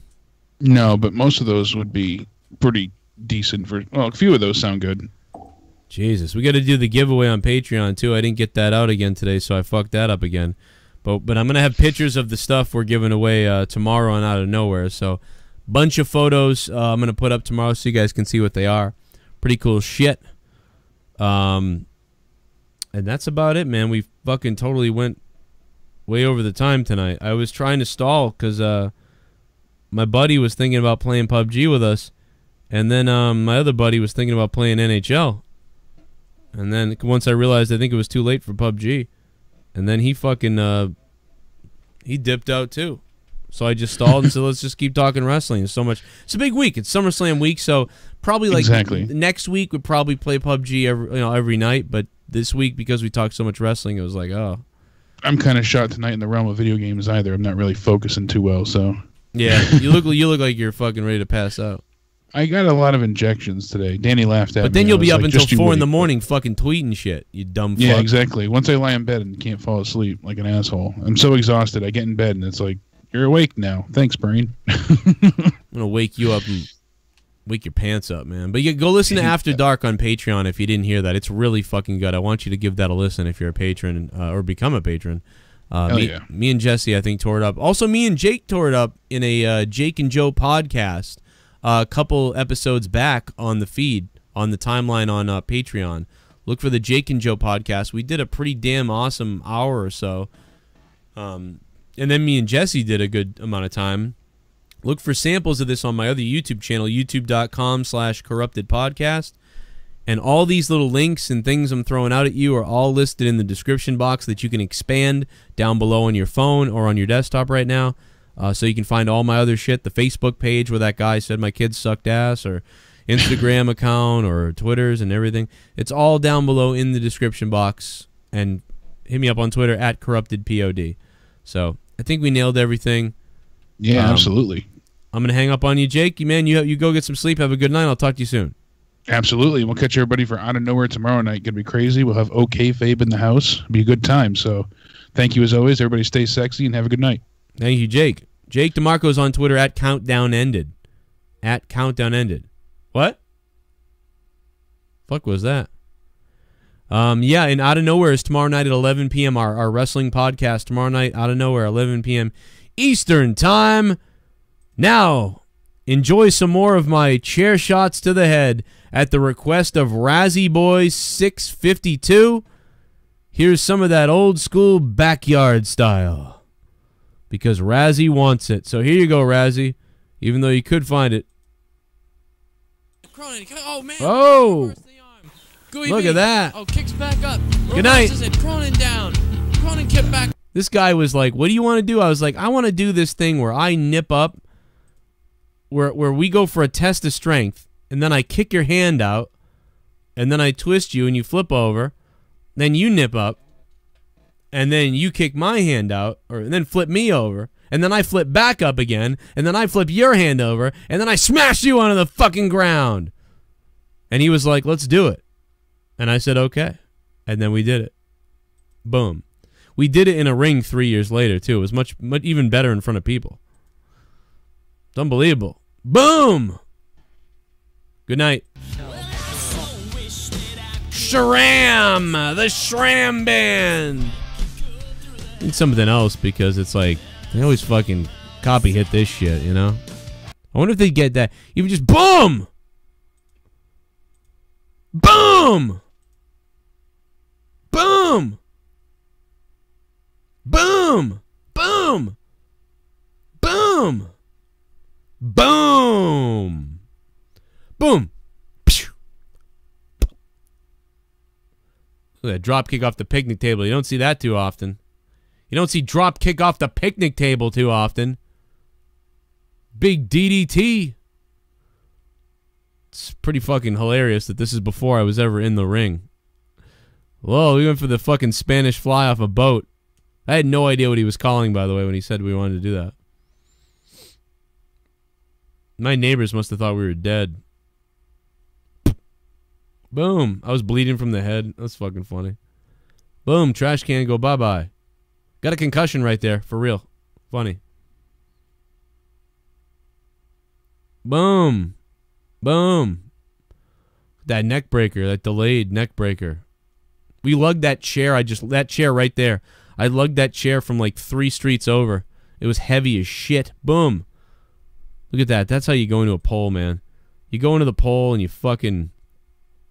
You Shawn Michaels it. Boom! And spit. Boom! That's how you go into a fucking pole. You go into a pole. Boom! I had the man bun right there. That's how you go into a fucking pole. Boom! That's the Shawn Michaels right there.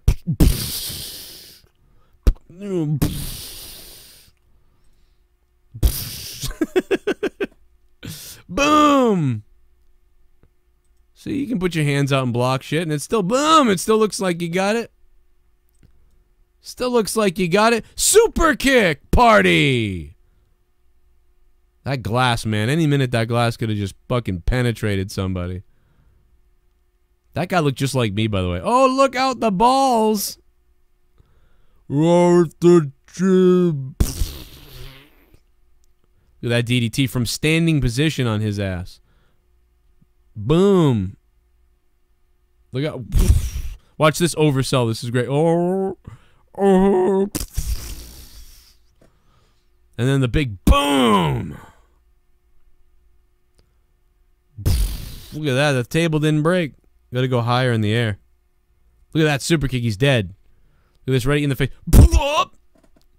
Made a mistake. Made a mistake. Into the trash barrels. Now watch this oversell. Oh, I thought there's more to that one. That's funny. There's your rocker dropper right there. Famouser. What do they fucking call that now? I don't even know. The tire. It's fucking... Boom! Steel pipe. Boom! Now here's the oversell. Here's the oversell. Look at this right. Oh! Oh! Oh! What the fuck? Boom!